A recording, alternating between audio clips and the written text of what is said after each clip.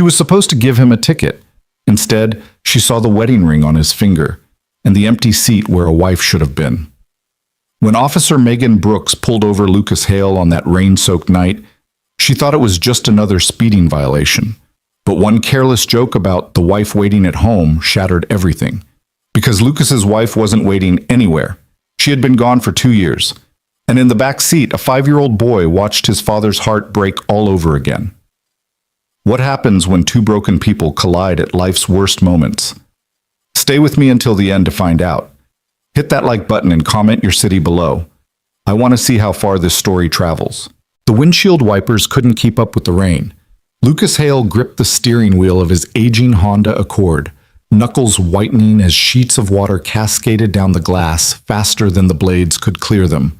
The dashboard clock glowed 4:47 p.m. in harsh blue digits.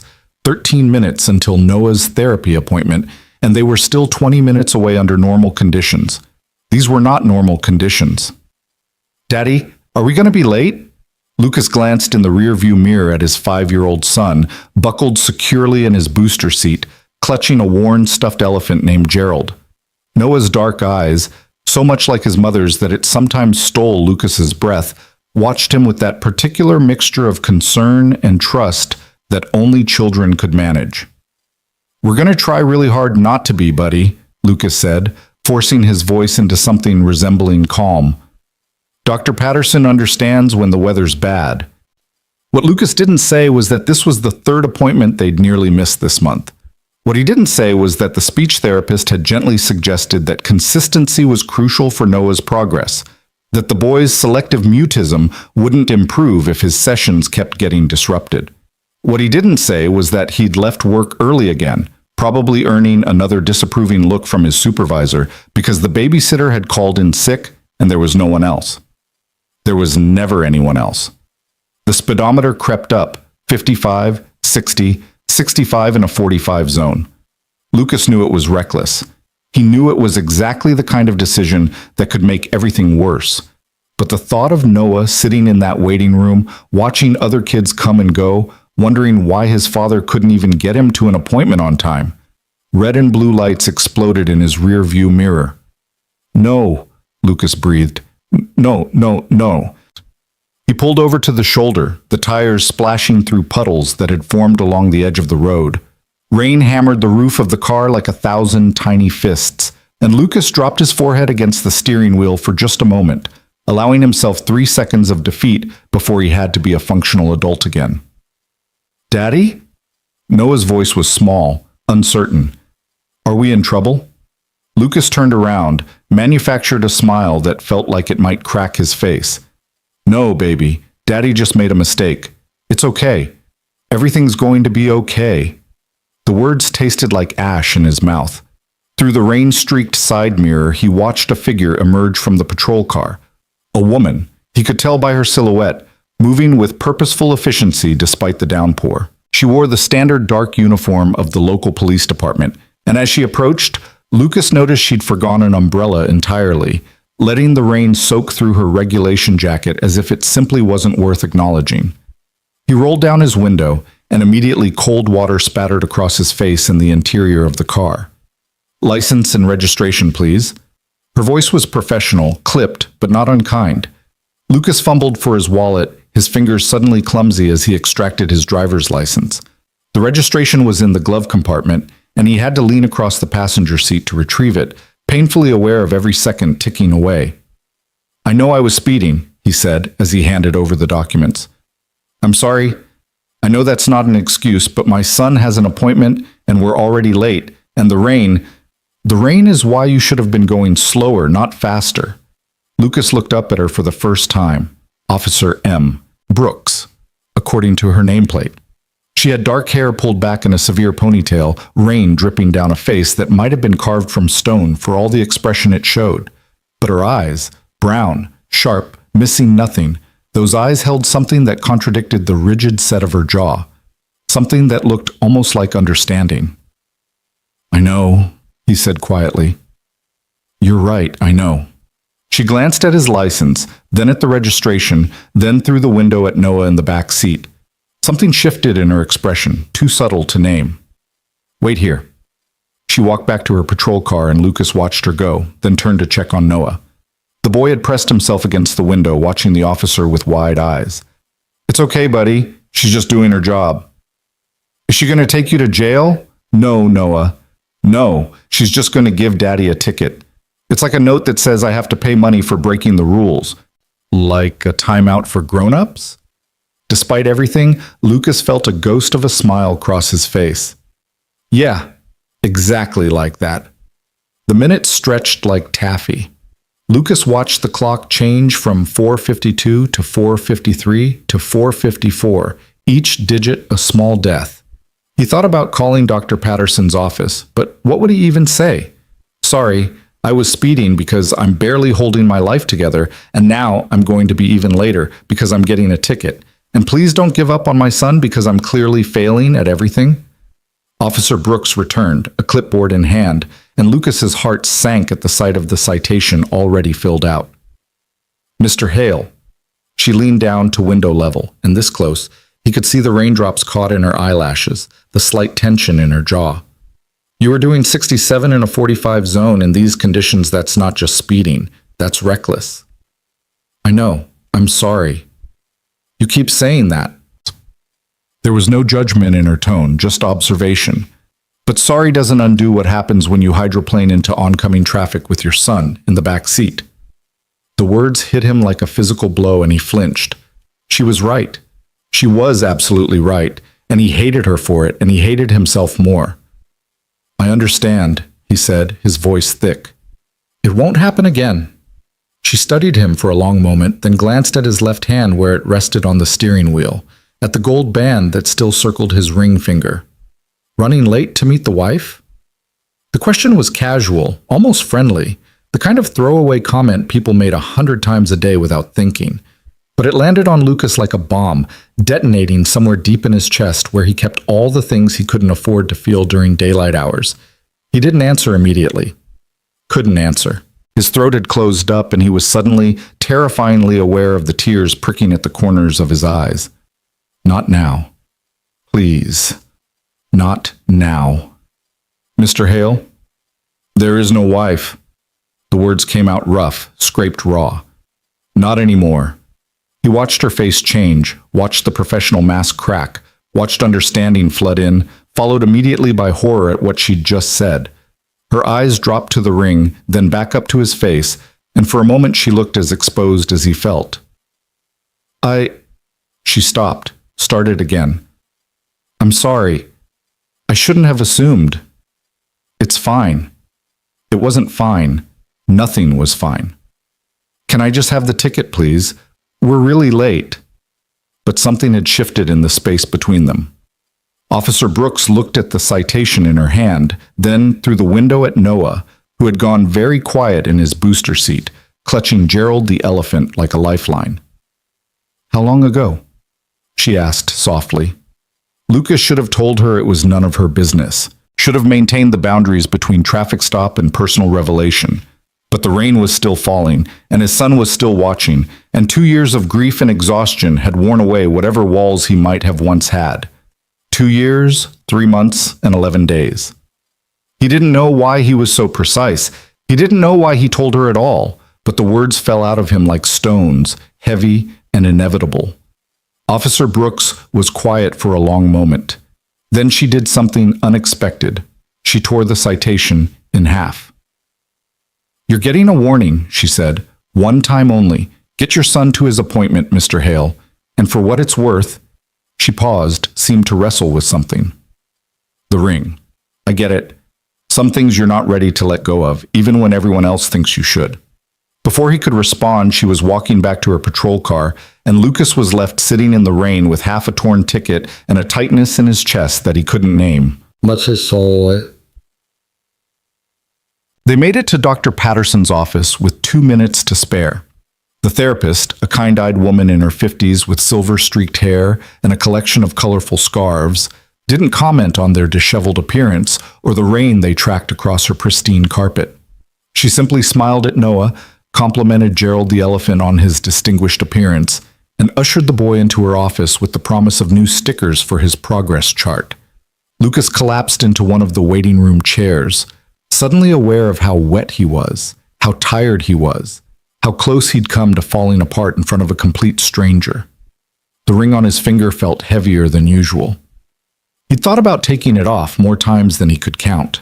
Sarah had been gone for over 2 years now, and the grief counselor he'd seen briefly, before the sessions became too expensive and too painful, had gently suggested that holding on to symbols could sometimes prevent healing.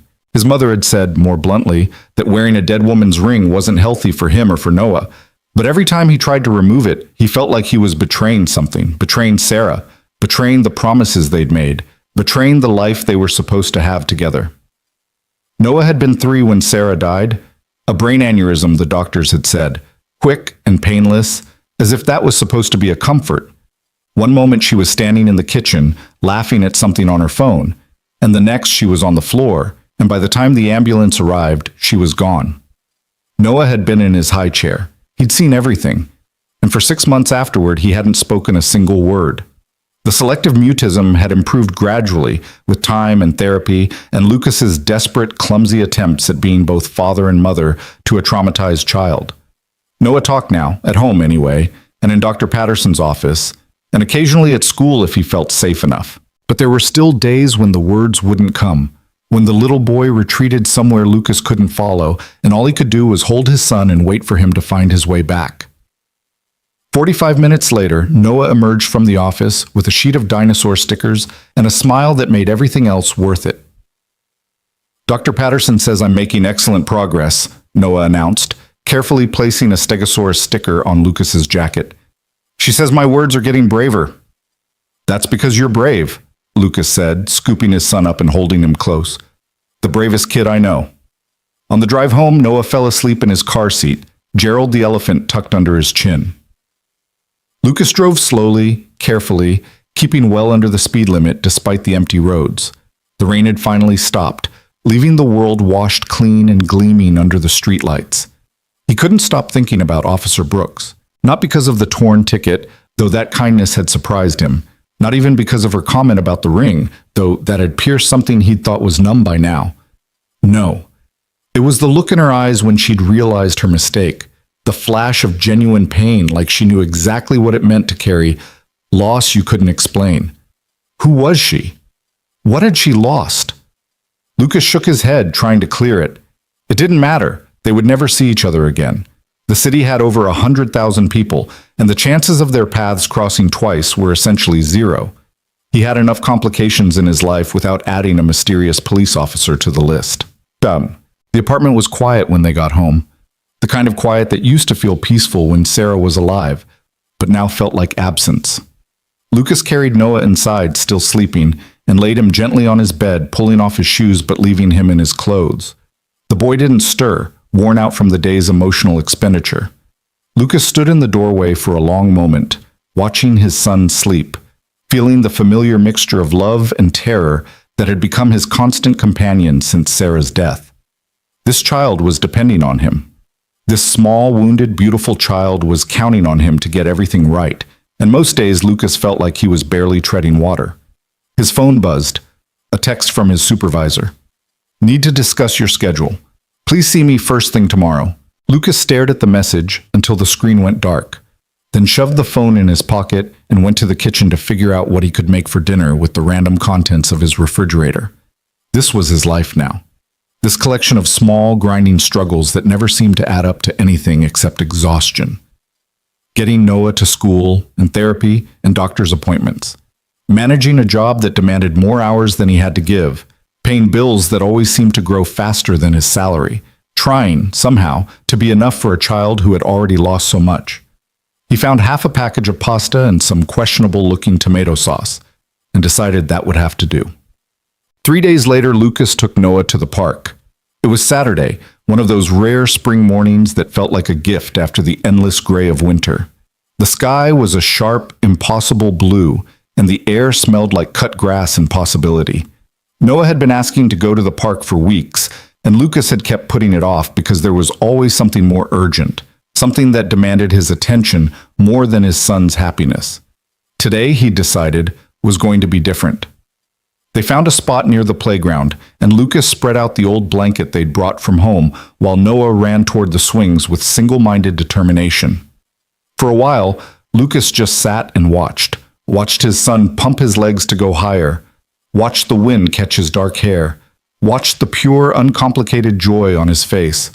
Sarah would have loved this, he thought. She would have been pushing him, making him laugh, probably trying to see how high she could go herself because she'd never quite outgrown her own childhood delight in simple pleasures. The ache was still there, but it had changed over time. Softened, maybe. Become something he could carry instead of something that carried him under. "Higher, Daddy! Push me higher!" Lucas jogged over and gave Noah's swing a solid push, earning a shriek of delight that made several nearby parents smile. He fell into the rhythm of it, push, catch, push, letting his mind empty of everything except this moment, this child, this perfect ordinary morning. And then he saw her.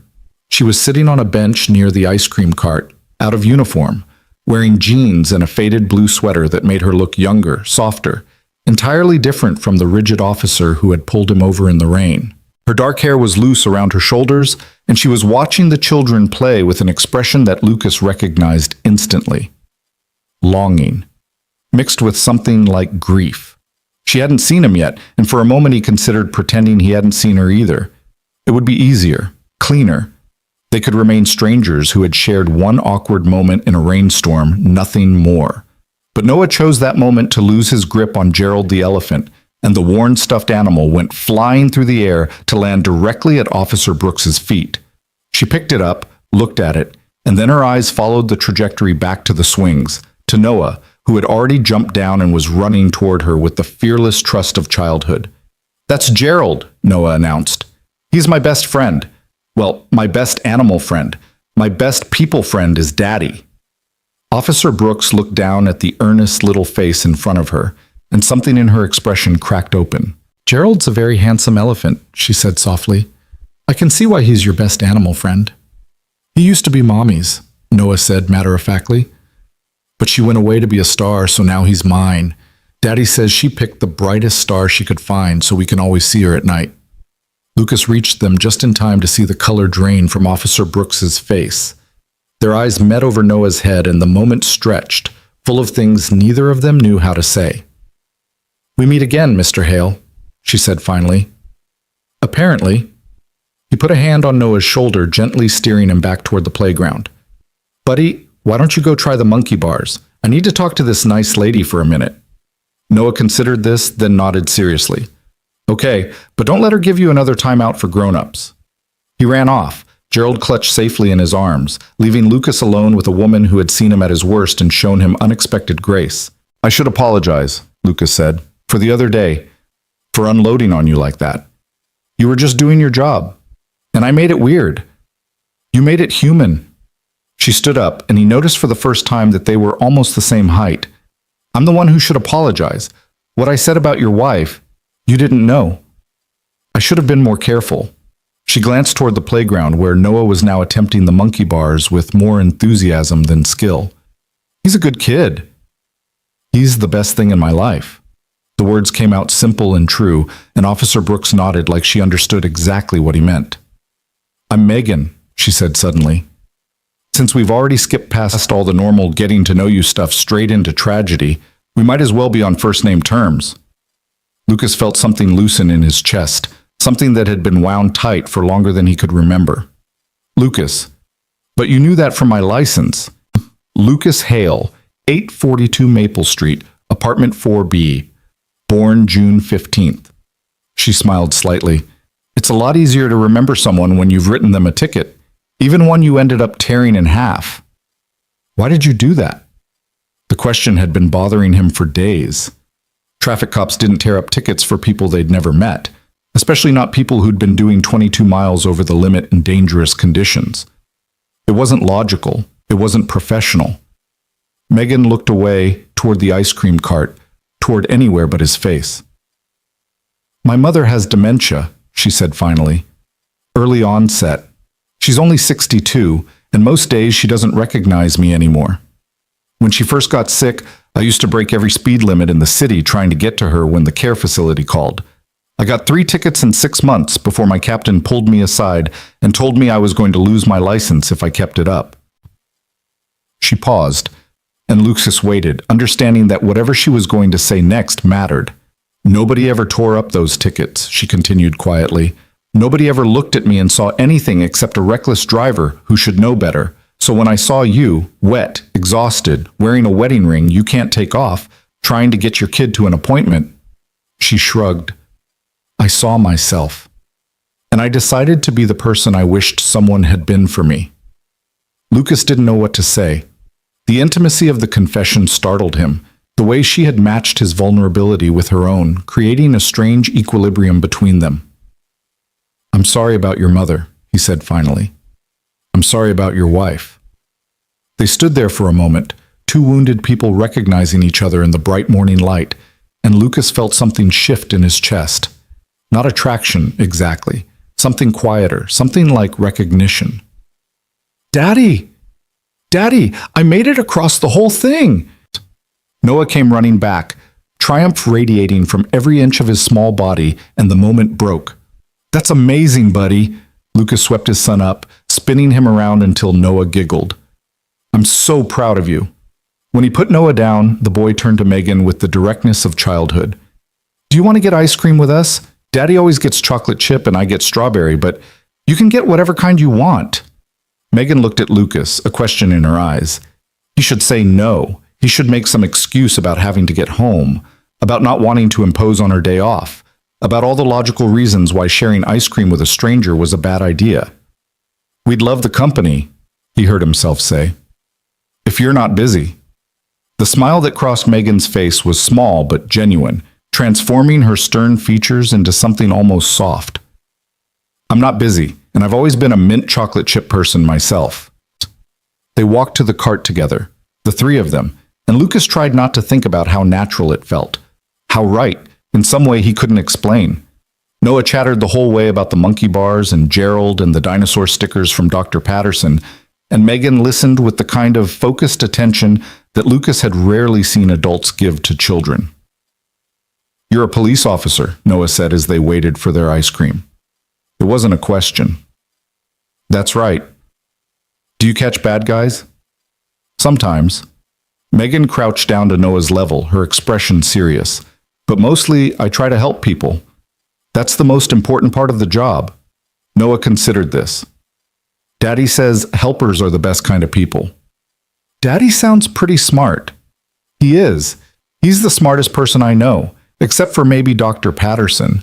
And Gerald, but Gerald doesn't really talk, so it's hard to know for sure. Megan laughed, a real laugh, surprised out of her, and Lucas felt something dangerous bloom in his chest, something that felt like possibility. They sat on the bench where Lucas had first seen her, eating their ice cream while Noah ran back to the playground with a cone rapidly melting down his hand. The silence between them was comfortable somehow, despite everything. How long have you been a cop? Lucas asked. 8 years, started right out of college. She licked a drip of mint chocolate chip from her cone. My dad was a detective for 30 years. I always knew I wanted to follow in his footsteps. Is he retired now? He died 4 years ago. Heart attack. She said it matter-of-factly, but Lucas saw her knuckles whiten around the cone. Sometimes I think that's what started my mom's decline, losing him. They were married 40 years. I don't think she knew how to be a person without him. Lucas thought about his own parents, still alive and still married, living 3 states away in the house where he'd grown up. They called every Sunday, and his mother sent cards for every holiday, and they'd offered 100 times to move closer, or to have him move back home. He'd refused every time, clinging to his independence even when it meant drowning alone. Do you have siblings? He asked. To help with your mom? A brother. He lives in Seattle with his wife and kids, calls twice a year, sends flowers on Mother's Day. The bitterness in her voice was unmistakable. Says he can't handle seeing her like this, as if I have a choice. I'm sorry. You keep saying that. I keep meaning it. She looked at him then, really looked, and he felt exposed in a way that had nothing to do with the things he'd already told her. There was something about Megan Brooks that cut through the polite fictions most people hid behind, that demanded honesty even when honesty was painful. My wife's name was Sarah, he said suddenly. She was an elementary school teacher, 3rd grade. She used to come home with glitter in her hair almost every day because her kids were always making art projects. Even after she'd shower, I'd find glitter on her pillow in the morning. He didn't know why he was telling her this. He hadn't talked about Sarah to anyone except his grief counselor and his parents in years, but the words kept coming, spilling out of him like water from a cracked vessel. She wanted a big family. 4 kids, she used to say, 2 boys and 2 girls. She had the names picked out and everything. He smiled slightly. Noah was first because she loved the story. The ark, the promise. She said he was going to be the beginning of something beautiful. And then she died. Lucas looked down at his half-eaten ice cream, suddenly not hungry. Brain aneurysm, no warning. 1 minute she was there, laughing at something on her phone, and the next, he stopped, swallowed hard. Noah saw everything. He was 3. The selective mutism. You noticed. I noticed a lot of things. Megan set down her own cone, her voice gentle. The way he looked at me when I walked up to your car. The way he clutched that elephant like a security blanket. The way he talked just now, so careful with his words, like each one was precious. Lucas nodded slowly. It took him 6 months to speak after she died. 6 months of silence. I thought... He broke off, shook his head. I thought I'd lost them both. But you didn't. No, he came back, slowly, piece by piece, he came back. Lucas watched his son attempting the slide now, climbing up the wrong way because that was more interesting than the stairs. He still has bad days, days when the words won't come, when he goes somewhere I can't reach him, but he's getting better. Dr. Patterson says he's making excellent progress. You've done a good job with him. The compliment hit Lucas harder than he expected, and he felt tears prick at his eyes. Nobody ever told him he was doing a good job. His parents worried. His coworkers complained about his schedule. The other parents at Noah's school looked at him with a mixture of pity and unease, like single fatherhood was a disease they were afraid of catching. I'm just trying to survive, he said honestly. Every day is just trying to survive. Megan was quiet for a long moment. Then she said softly, I know exactly what you mean. Aunt. They exchanged phone numbers before parting. It felt like a significant step, though Lucas wasn't sure toward what. Friendship? Something more? Or just the acknowledgement that they'd seen too much of each other's wounds to pretend they were strangers?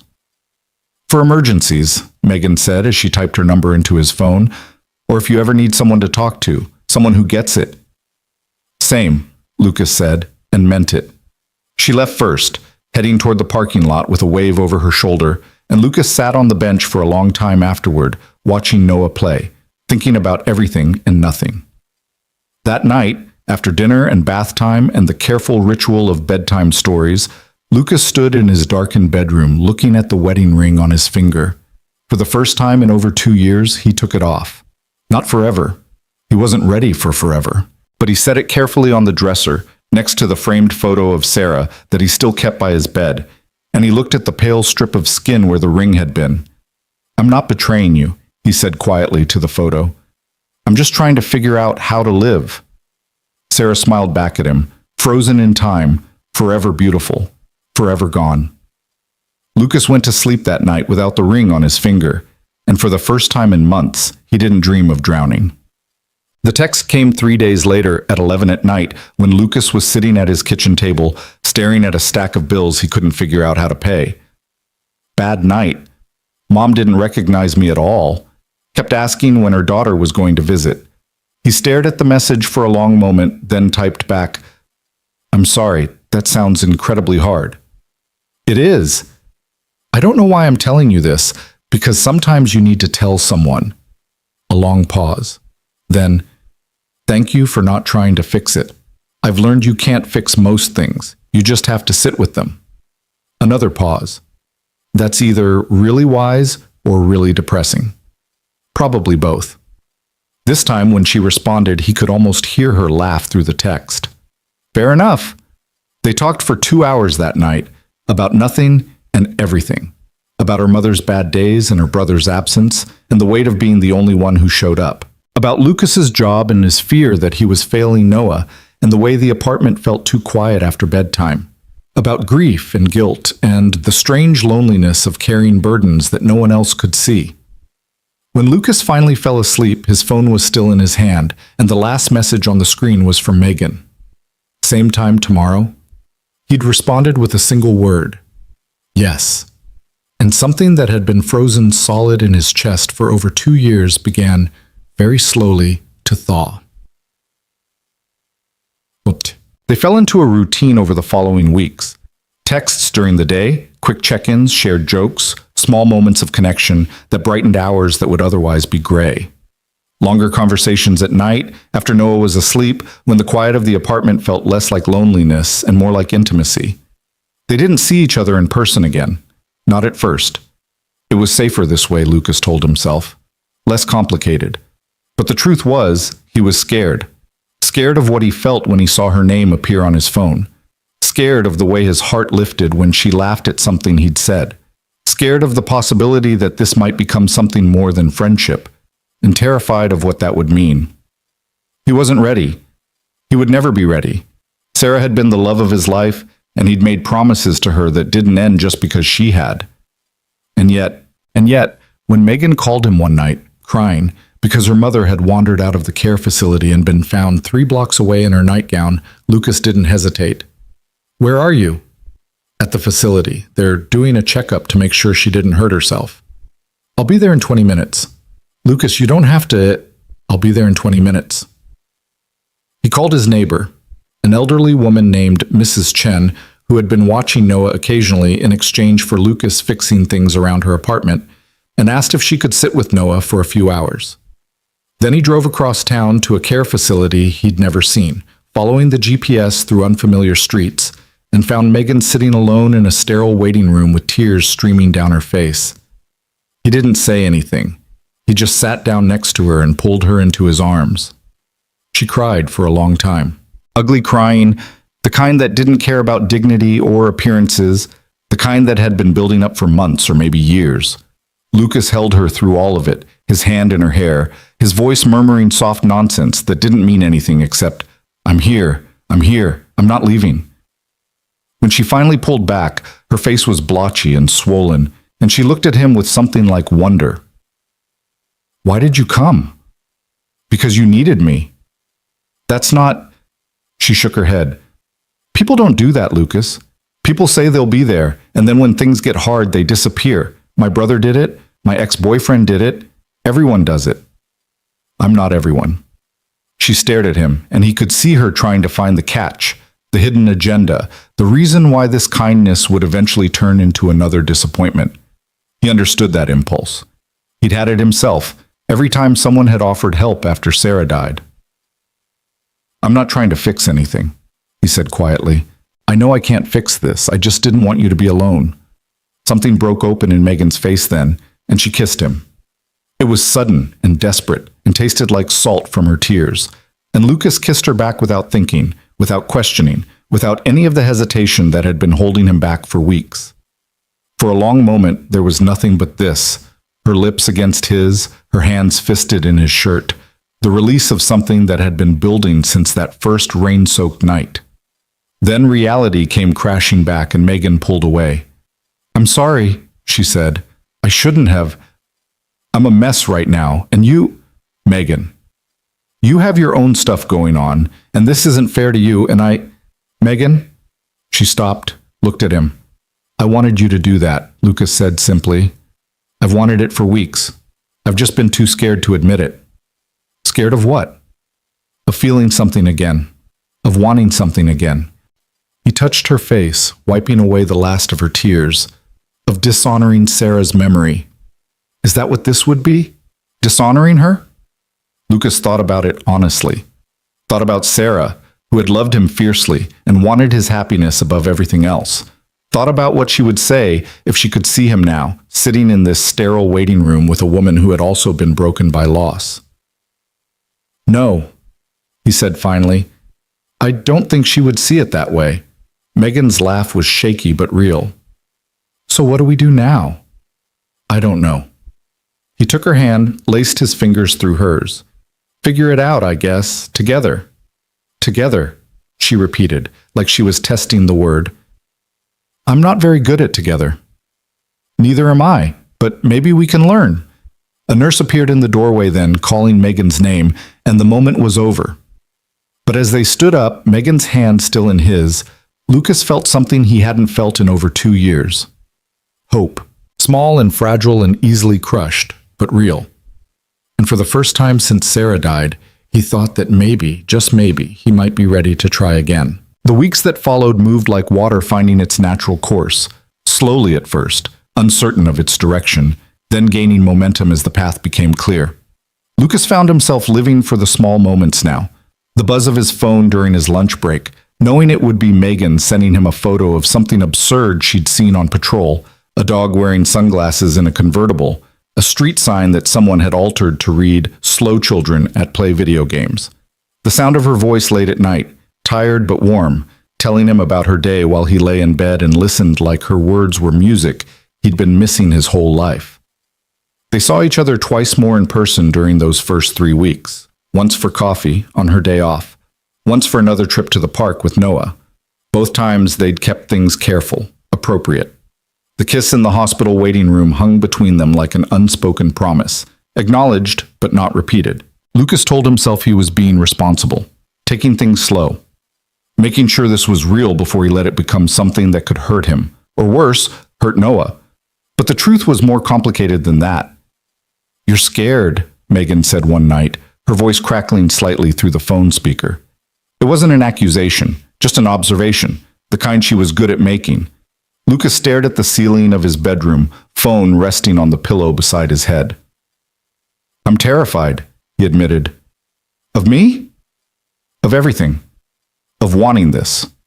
Of not wanting it enough. Of what happens if it works. Of what happens if it doesn't." Megan was quiet for a moment. Then she said, "My therapist, back when I could afford one, used to tell me that fear is just excitement without breath, that the physical sensations are exactly the same. The only difference is the story we tell ourselves about what we're feeling. That's either profound or complete nonsense. Probably both." He could hear her smile through the phone. "But here's what I know, Lucas. I'm scared too. I'm scared that I'm too broken for this, that my life is too complicated, that I'm going to drag you into my chaos and you're going to realize you made a mistake." "Megan, let me finish." She took a breath, and when she spoke again, her voice was steadier. "I'm scared of all those things, but I'm more scared of not trying, of spending the rest of my life wondering what could have happened if I'd just been brave enough to reach for it." Lucas closed his eyes.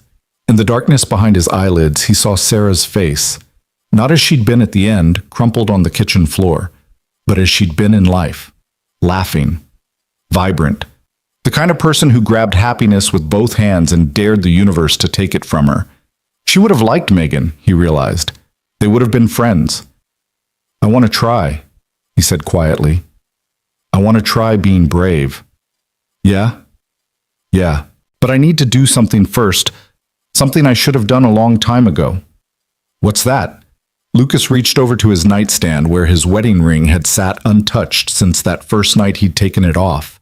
He picked it up, felt its familiar weight in his palm. "I need to say goodbye." The cemetery was quiet on Saturday morning, dew still clinging to the grass as Lucas made his way between the headstones. Noah walked beside him, holding Gerald in one hand and Lucas's fingers in the other, his small face solemn with the gravity of the occasion. They hadn't been here since the 1-year anniversary of Sarah's death. Lucas had told himself it was because he didn't need a grave to remember his wife, that she lived on in his heart, and in Noah's face, and in all the small ways their life together had shaped who he'd become. But the truth was simpler and harder. He couldn't bear it. Couldn't bear standing in front of that stone and confronting the finality of what he'd lost. Today, though, he needed to be here. Needed to close this chapter properly before he could begin a new one. Sarah's headstone was simple, white marble, clean lines, the kind of understated elegance she'd always preferred. Her name was carved in letters that still looked sharp and new. Sarah Elizabeth Hale, beloved wife and mother, forever in our hearts.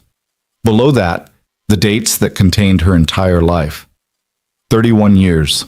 Not nearly enough. Hi, Mommy, Noah said, his voice small but clear in the morning stillness. I brought Gerald to see you. He misses you.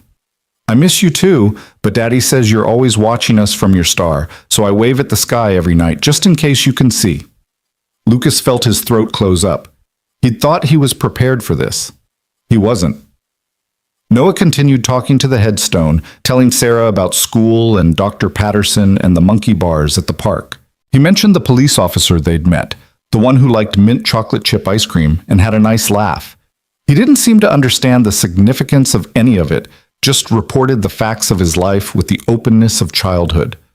When he finished, he looked up at Lucas expectantly. Your turn, Daddy. Lucas knelt down so he was level with his son, then turned to face the headstone. The words he'd prepared, the speech he'd rehearsed in his head a dozen times, dissolved like morning mist. Hey, baby, he said instead, his voice rough. I'm sorry I haven't been here. I'm sorry for a lot of things. He paused, swallowed hard. I met someone. Her name is Megan. She's... He stopped, not sure how to describe her. She's broken, like me. She lost her dad a few years ago, and her mom is sick, and she carries the weight of it alone because no one else will help her. She's stubborn and prickly, and she doesn't know how to let people in. But she's trying. We're both trying. Noah leaned against his side, and Lucas put an arm around him automatically. I know you'd want me to be happy. You always wanted that for me, even more than you wanted it for yourself. And I'm trying, Sarah. I'm trying to figure out how to be happy again without feeling like I'm betraying everything we had. He reached into his pocket and pulled out the wedding ring. It caught the morning light, gleaming gold against his palm. I'm going to put this away now, not throw it away. I could never do that. But I can't wear it anymore. It's not because I've forgotten you or stopped loving you. It's because I need to let myself love someone else too. And I don't think I can do that while I'm still holding on to this. He pressed the ring to his lips, one final kiss, then tucked it carefully back into his pocket. Watch over us, okay? Watch over Noah. And if you have any pull up there, maybe help me not screw this up. He stood, wiping his eyes with the back of his hand, and Noah tugged at his jacket. Is Mommy happy, Daddy? Up with the stars? Lucas looked up at the sky, pale blue and endless, and chose to believe. Yeah, buddy, I think she's really happy. Good, Noah nodded firmly. Then we should be happy too. She wouldn't want us to be sad forever. Out of the mouths of babes, Lucas thought. 5 years old and already wiser than his father. They stayed a while longer, tidying the area around the headstone, leaving a small bouquet of wildflowers that Noah had picked from their neighbor's garden. With permission, Lucas had made sure. Then they walked back to the car hand in hand, and Lucas felt something shift inside him. Not closure exactly. Grief didn't close like a book, but something like peace, something like permission. When he got home, he texted Megan, I'm ready now, really ready. Her response came within minutes. Me too. Dinner tomorrow? I want to cook for you, both of you. A bowl of... Lucas smiled at his phone, something he'd been doing more and more lately. We'd like that. Megan's apartment was small but warm, filled with plants that cascaded from shelves and framed photographs that told the story of a life well lived before tragedy had rewritten everything. Lucas stood in the doorway, holding a bottle of wine and feeling suddenly absurdly nervous. It's not much, Megan said, misreading his expression. I know it's cramped, but it's perfect. He stepped inside and Noah immediately spotted a cat lounging on the couch. You have a cat! Daddy, she has a cat!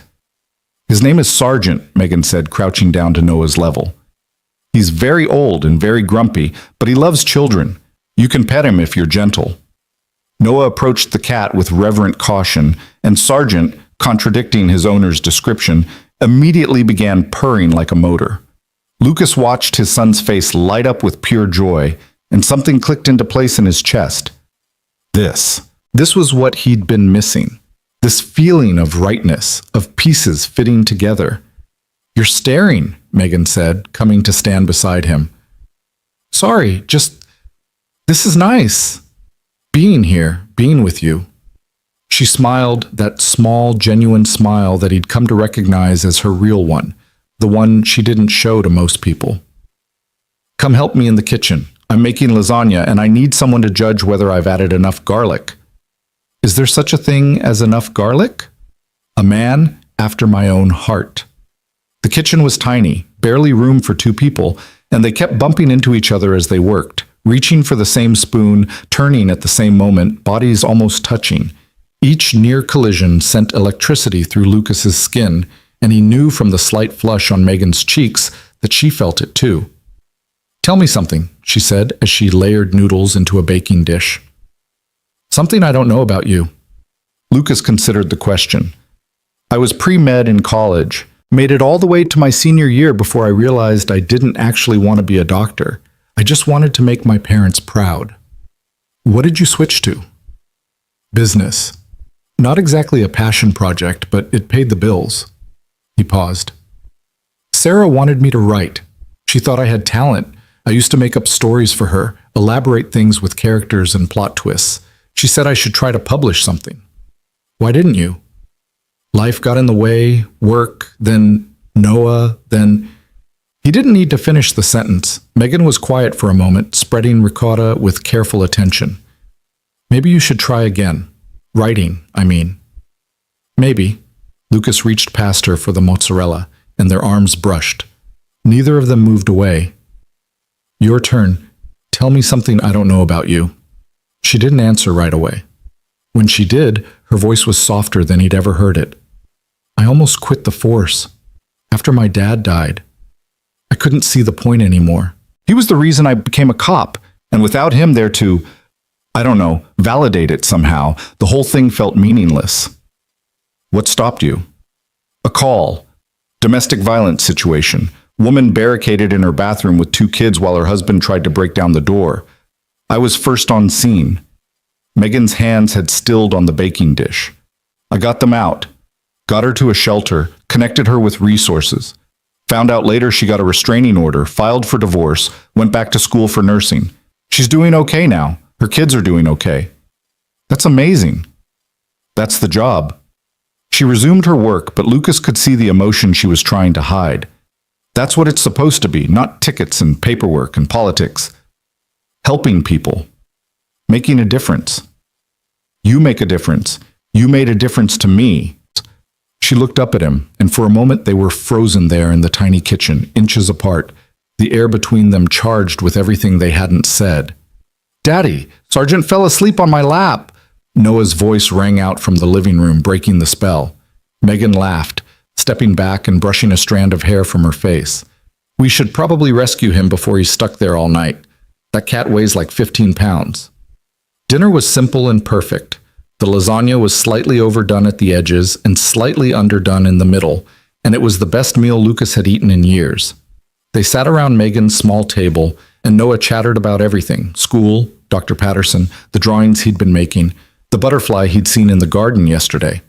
Megan listened to all of it with genuine interest, asking questions, laughing at Noah's jokes even when they didn't quite make sense. This is what family feels like, Lucas thought. Not the family he'd lost, but a new one. Different, unexpected, still fragile, still forming, but real. After dinner, they watched a movie, some animated thing that Noah had been begging to see, and somewhere in the middle of it, Noah fell asleep between them on the couch, his head on Lucas's lap and his feet touching Megan's leg. Sergeant had positioned himself on the back of the couch, one proprietary paw resting on Noah's shoulder. He looks so peaceful, Megan whispered. He's comfortable here. Lucas met her eyes over his sleeping son. We both are. I'm glad. She reached over Noah carefully, finding Lucas's hand lacing their fingers together. I was scared you wouldn't be, that this would be too much, too fast. It probably should be. A month ago, I couldn't even take off my wedding ring, and now... He looked around the apartment, at the plants and the photographs and the sleeping cat, at this woman who had stumbled into his life at the worst possible moment and somehow made everything better. Now, I can't imagine going back to how things were before. We don't have to rush anything, Megan said. I know you have Noah to think about. I know this is complicated. Everything is complicated. That doesn't mean it's not worth doing. She smiled, that real smile again, and squeezed his hand. Look at you, being brave. I learned it from someone. They sat like that until the movie ended, hands intertwined over the sleeping child between them, and Lucas felt something he hadn't felt in over 2 years. Hope. Real hope. The kind that wasn't afraid of the future. When he finally had to leave, Noah needed his own bed, his own routine. Megan walked them to the door. Noah was still drowsy, clinging to Lucas's neck, Gerald the elephant tucked under his arm. "Thank you for tonight," Lucas said.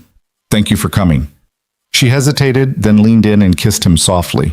Not desperate like the first time, but gentle. Intentional. A promise rather than an explosion. "Good night, Megan." "Good night, Lucas." "Good night, Noah." "Night, Miss Megan," Noah mumbled into Lucas's shoulder. "I like your cat."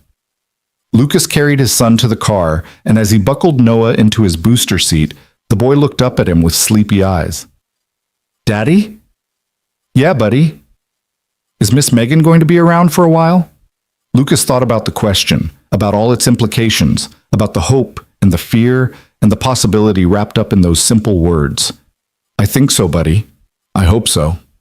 Noah nodded, apparently satisfied, and closed his eyes. Lucas stood there for a moment, looking back at the building where Megan's window glowed warm against the darkness, and let himself believe that maybe, just maybe, everything was going to be okay. The next few weeks felt like falling, terrifying and exhilarating and completely out of control in the best possible way. They saw each other whenever they could, which wasn't nearly often enough. Megan's shifts were unpredictable, and Lucas's job demanded more of him than ever as his company approached a critical deadline. But they made it work. Early morning coffee before Noah woke up. Late night phone calls when sleep wouldn't come. Stolen lunches in park benches and parking lots, and once, memorably, in the break room of Lucas's office while his coworkers pretended not to stare. Noah took to Megan like he'd been waiting for her his whole short life. He asked about her constantly, drew pictures of her with her police uniform and Sergeant the Cat, counted down the days until he'd see her again. For a child who had struggled to connect with anyone since his mother's death, the attachment was remarkable. "It's not too fast?" Lucas asked Dr. Patterson during one of Noah's sessions. "I'm worried I'm confusing him," the therapist smiled. "Children are more resilient than we give them credit for. Noah isn't confused. He's responding to someone who makes him feel safe. That's healthy, Lucas. It's what we want. But what if it doesn't work out? What if... Then you'll help him through it, the same way you've helped him through everything else." She leaned forward, her expression kind but direct. "You can't protect him from all disappointment. You can only teach him how to handle it. And right now, what you're teaching him is that it's okay to love people even when you're scared." Lucas thought about that conversation a lot over the following days. He thought about fear and love and the way they intertwined, about the risks of opening your heart to someone new. When the last time you'd done it, the ending had nearly destroyed you.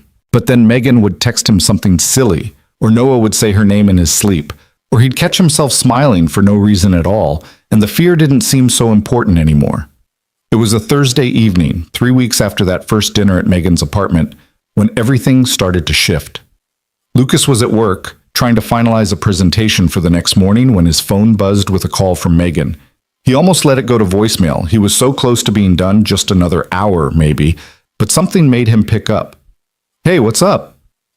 "Lucas?" Her voice was strange, flat, like all the emotion had been pressed out of it. "What's wrong?" "It's my mom. She had a fall. They think..." Her voice cracked, just slightly, before she pulled it back together. "They think she broke her hip. I'm at the hospital. I don't know what to do." "Which hospital?" "Memorial, but you don't have to..." "I'm on my way." He saved his presentation, grabbed his jacket, and was out the door before he'd fully processed what he was doing. On the drive over, he called Mrs. Chen and asked if she could stay with Noah a few extra hours. Then he called Noah himself, explained that he'd be late and that Miss Megan needed help, and listened to his son's small voice say, "Tell her I hope she feels better, Daddy." The hospital was chaotic, full of beeping machines and harried staff, and the particular kind of fluorescent lighting that made everyone look slightly ill. Lucas found Megan in a waiting room on the 3rd floor, sitting alone in a hard plastic chair, staring at nothing. She looked up when he came in, and the vulnerability on her face nearly broke him. "You came." "Of course I came." He sat down beside her, took her hand. "Tell me what happened." The story came out in fragments. Her mother, disoriented in the night, had tried to leave her room at the care facility. She'd made it to the stairs before anyone noticed. And then one wrong step, one moment of confusion, and 70 years of life had collided with cold concrete. "They say the hip is bad. They might need to do surgery." Megan's voice was hollow. "She's 70, Lucas. Surgery at her age with dementia, the outcomes aren't good." "What do the doctors say?" "That we need to wait and see." "That's all anyone ever says. Wait and see. Like I have any other option." Lucas didn't try to comfort her with platitudes. Didn't tell her it would be okay when they both knew it might not be. He just held her hand and sat with her in the terrible uncertainty of it, the same way she had sat with him when he'd talked about Sarah in that rain-soaked car. An hour passed, then another. A doctor came and went, delivering cautious optimism. The break was clean, surgery was recommended but not urgent. They'd know more in the morning. Megan nodded through all of it, asked the right questions, projected the calm competence that her job had taught her. But Lucas could see the effort it cost her, the hairline fractures spreading through her composure. When the doctor left, she finally crumbled. "I can't do this," she whispered. "I can't keep doing this alone." "You're not alone." Lucas pulled her close, let her bury her face against his shoulder. "I'm here." "For how long?" The question was muffled against his shirt. "Everyone says they'll stay. No one does." "I'm not everyone." "You don't know that. You don't know what it's like, Lucas. The constant calls, the emergencies, the way every part of my life has to bend around this. It's exhausting. I'm exhausting."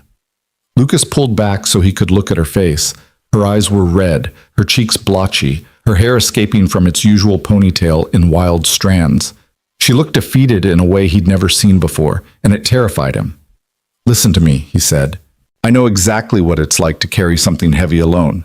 I know what it's like when everyone around you gets tired of your problems, when even the people who love you start to look at you like you're a burden. I lived that for 2 years, Megan. 2 years of pretending I was fine when I was falling apart inside. That's different. It's not. Pain is pain. Exhaustion is exhaustion. And no one should have to carry it alone." He took her face in his hands, made sure she was looking at him. "I'm not going anywhere. Not because this is easy, but because you're worth the hard parts." Megan stared at him, and he watched the war play out across her face. The desperate desire to believe him fighting against years of disappointment and abandonment. "You mean that?" "I mean it. Even if..." She swallowed hard. "Even if this thing with my mom goes on for years? Even if I'm more about doctor's appointments and emergency calls than I am about dinner dates and movies? Even then, why?"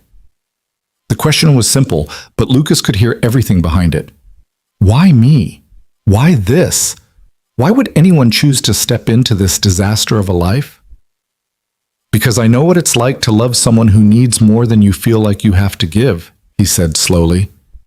"And I know what it's like to lose them anyway, to wish you'd had more time, even the hard time, even the exhausting, painful, impossible time." Megan's breath caught. "I wasted months after Sarah died wishing I'd been more patient, wishing I'd complained less about the hard stuff and appreciated more of the good stuff. I can't change that now, but I can choose to do it differently this time." He brushed a tear from her cheek. "I choose you, Megan, all of you. The emergency calls and the exhaustion and the beautiful moments in between. I choose all of it." For a long moment, she just looked at him. Then she kissed him, hard, desperate, full of everything she couldn't say out loud. Lucas kissed her back, and it felt like a promise, a vow, a beginning. When they finally broke apart, Megan laughed shakily. "I must look like a disaster." "You look like someone I want to spend my life figuring out. That's either the most romantic thing anyone's ever said to me, or you need glasses." "Probably both." She laughed again, and this time it sounded almost real. They stayed at the hospital until visiting hours ended. Then Lucas drove Megan home and made her eat something, soup from a can, but at least it was food. He stayed until she fell asleep on her couch. Sargent curled at her feet. then let himself out quietly and drove home to his son. Noah was still awake when Lucas got back, lying in bed with Gerald clutched to his chest, eyes wide in the darkness. "Is Miss Megan okay?" Lucas sat on the edge of the bed, smoothed his son's hair back from his forehead. "She's gonna be okay, buddy. She just had a scary night." "Was it her mommy? The one who's sick?" "Yeah, her mommy fell down and hurt herself." Noah considered this with the gravity that 5-year-olds reserve for matters of real importance. "When I fall down, you kiss it better. Did Miss Megan kiss her mommy better?" "It's a little more complicated than that, but yes, in a way." "Good." Noah nodded firmly. "Kisses help. That's science." Lucas smiled despite his exhaustion. "You're absolutely right, buddy. That's definitely science." He sat with Noah until the boy fell asleep, then went to his own room and collapsed onto the bed without undressing. His phone buzzed. A text from Megan. "Thank you for tonight. For everything. I don't know what I did to deserve you." He typed back, "You don't have to deserve anything. You just have to show up. And so do I." Her response came quickly. "We're really doing this, aren't we? Building something." "Yeah," Lucas wrote. "We really are." He fell asleep with his phone in his hand, and for the first time in a long time his dreams were full of light. The surgery was scheduled for Monday, and Lucas took the day off work to be there. It was a risk. His supervisor had already expressed concerns about his attendance, about his divided attention, about his commitment to the team. But some things mattered more than job security, and Megan's face when she saw him in the waiting room was one of them. "You didn't have to come," she said, but she was already reaching for him, pulling him close. "I know. I wanted to." They waited together through the long hours of surgery. Megan's brother had called, finally, offering vague support and vaguer promises to visit soon. She'd hung up without saying much, her jaw tight with the familiar frustration of carrying a weight that should have been shared. "He's not coming," she said flatly. "I'm sorry." "Don't be. I stopped expecting anything from him years ago." "That doesn't mean it doesn't hurt." She looked at him, something flickering in her eyes. "No, it doesn't." The surgery went well as it could for a 70-year-old woman with dementia. The orthopedic surgeon was cautiously optimistic. The care facility was prepared for her return once she recovered, and Megan finally allowed herself to breathe. "Thank you," she said as they walked out of the hospital that evening, the sun setting behind the buildings in streaks of orange and pink, "for being here. For all of it. You don't have to keep thanking me." "I know. I want to." She stopped walking, turned to face him. "Lucas, I need to tell you something." His heart stuttered. "Okay." "These past few weeks, being with you, getting to know Noah, it's been the happiest I've been in years. Maybe ever." She paused, seeming to search for words. "I didn't think I could have this. A relationship that wasn't about sacrifice or obligation or trying to fix someone. I thought that kind of happiness was for other people. Normal people. And now? Now I think maybe I was wrong." She took his hand, her eyes bright with unshed tears.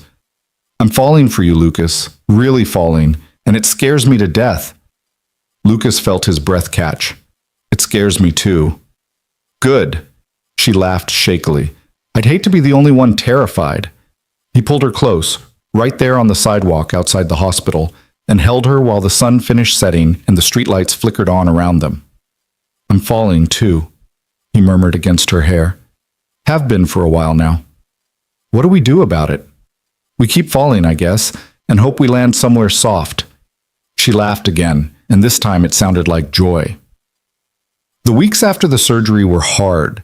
Megan was at the care facility constantly, managing her mother's recovery, dealing with physical therapists and social workers, and the endless bureaucracy of healthcare. Her work schedule became even more unpredictable as she juggled shifts and sick days and the constant anxiety of her phone ringing with bad news. Lucas did what he could. He brought her coffee when she worked late. He listened when she needed to vent. He took Noah to visit her mother once and watched his son charm the confused elderly woman with stories about Gerald the elephant and the butterfly garden at school. "She smiled," Megan said afterward, her voice wondering. "She hasn't smiled in weeks." Kids have that effect on people. Not just kids. She looked at him with something soft and fragile in her eyes. You have that effect too. But the strain was starting to show. Megan was exhausted, stretched thin between her job and her mother and the new relationship she was trying to nurture. Lucas was drowning at work. His supervisor increasingly pointed about missed deadlines and distracted performances. Even Noah seemed to feel the tension, his words coming slower, his sleep more restless. I feel like I'm failing everyone, Lucas admitted one night, sitting on Megan's couch while she lay with her head in his lap. Work, you, Noah.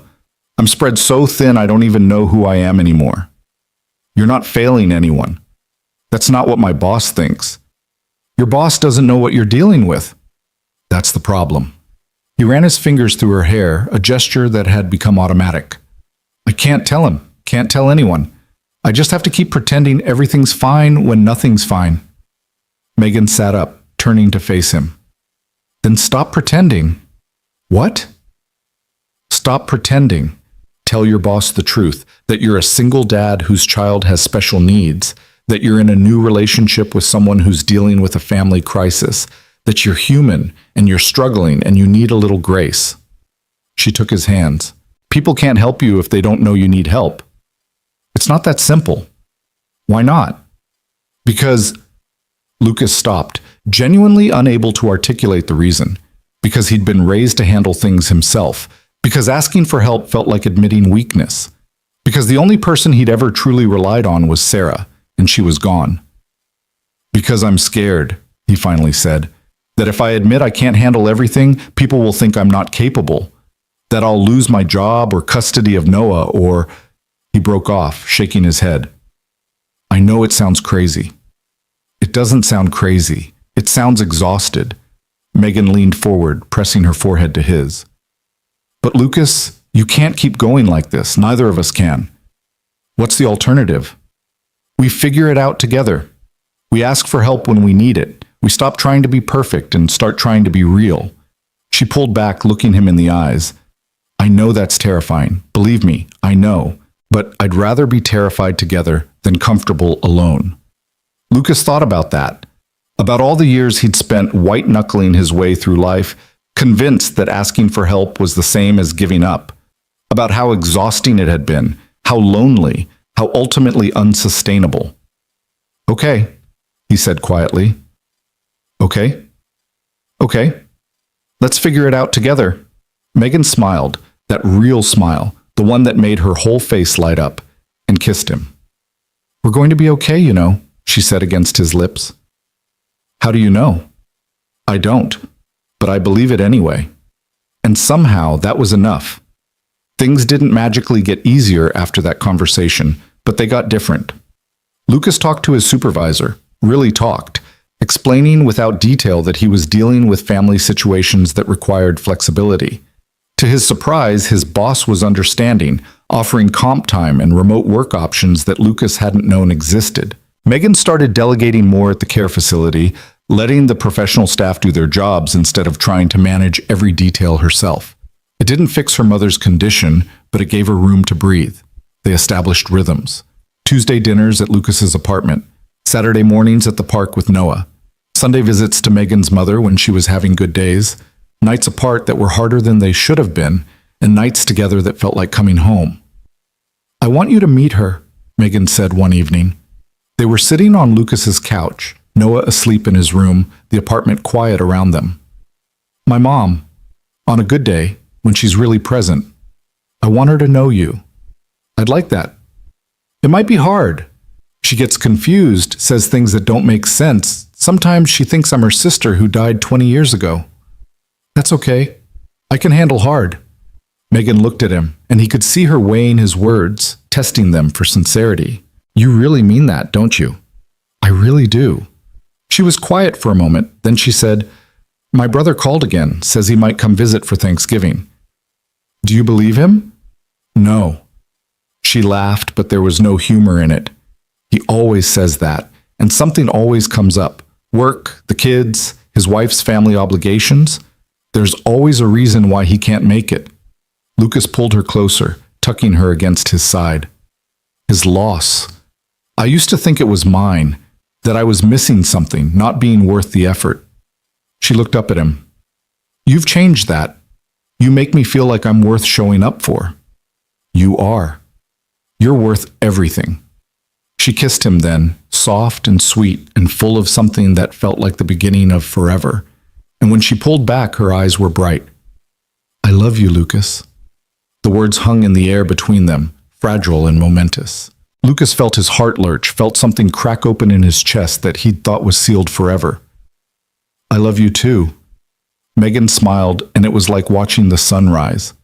Well then, she said, I guess we're really doing this? I guess we are.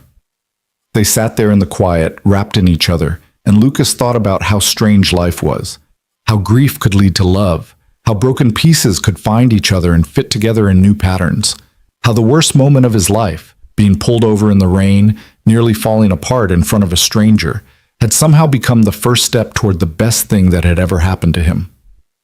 The road ahead was uncertain. Megan's mother was still sick. Noah still had hard days. Lucas's job still demanded more than he wanted to give. Nothing was fixed. Nothing was easy. Nothing was guaranteed. But for the first time in over 2 years, Lucas wasn't just surviving. He was living. And as he held Megan close in the quiet of his apartment, listening to his son breathe in the next room, he let himself believe that maybe this was what happiness looked like. Not the absence of struggle, but the presence of someone willing to struggle alongside you. It wasn't the life he'd planned, but it was starting to feel like the life he was meant to have. The happiness lasted exactly 6 weeks. Lucas would remember that later, would count the days and mark them in his mind like a prisoner scratching lines on a cell wall. 42 days of something that felt almost like normal. 42 days of waking up without the weight of dread pressing against his chest. 42 days of believing that maybe, finally, he had found his way back to solid ground. And then the cracks began to show. It started small, the way disasters always do. A missed phone call here, a canceled dinner there. Megan's responses growing shorter, her laughter more strained, the circles under her eyes darker each time Lucas saw her. He told himself it was normal. Told himself she was tired, stressed, dealing with more than anyone should have to handle alone. But the truth was harder than that, and somewhere deep inside, Lucas already knew it. The call came on a Tuesday night, just after Lucas had finished putting Noah to bed.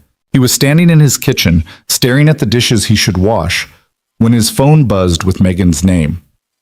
Hey, he said, smiling despite himself. I was just thinking about you. Silence on the other end. Then, her voice, thick, wrong, like she'd been crying for hours.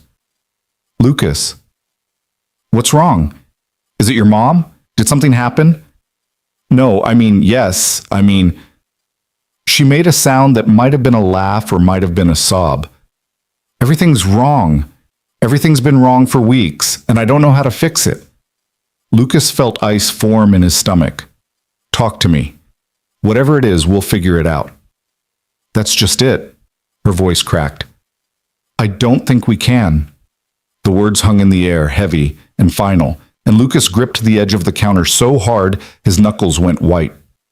Megan, what are you saying? I'm saying I can't do this anymore. I'm saying I'm drowning, Lucas, and every time I try to come up for air, something else pulls me back under. My mom is getting worse.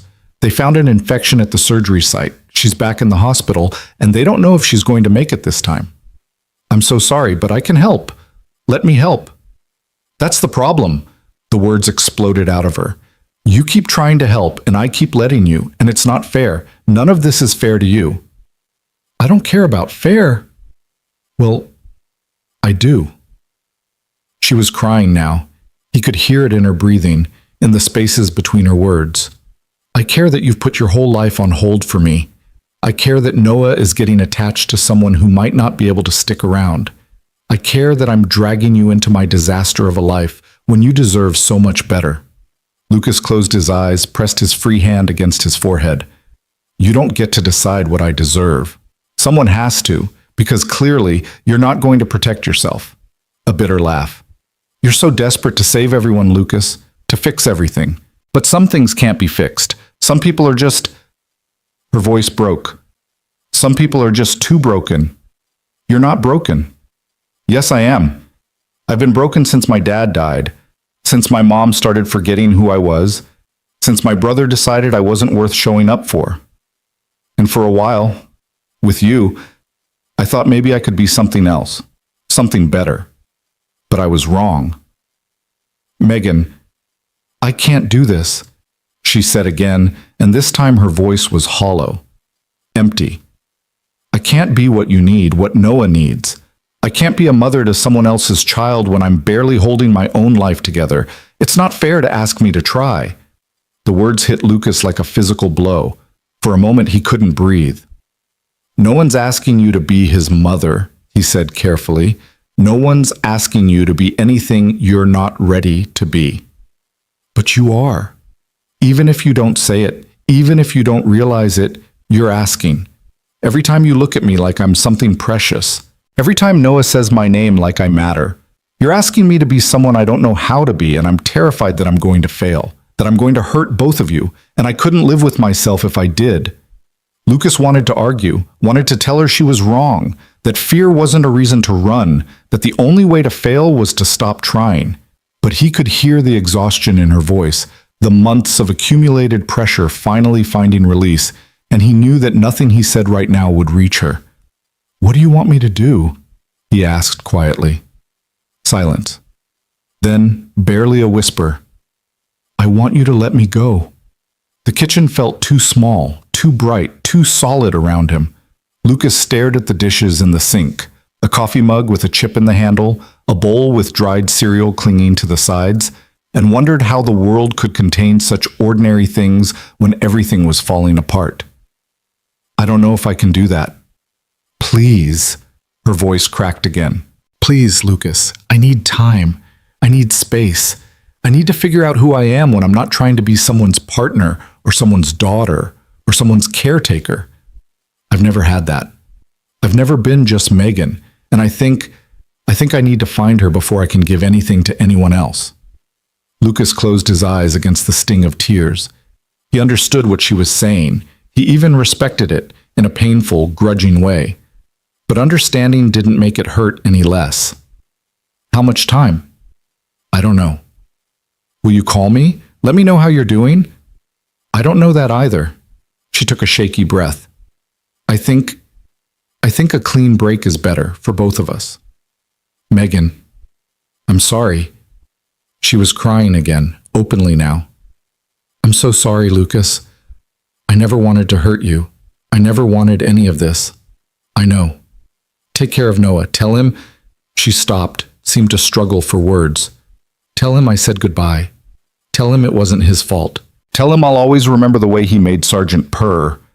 Lucas felt something inside him shatter. "Megan, please don't do this. I have to. I'm sorry. I have to." And then she was gone. The call ended and Lucas was standing alone in his kitchen, phone pressed to his ear, listening to dead air.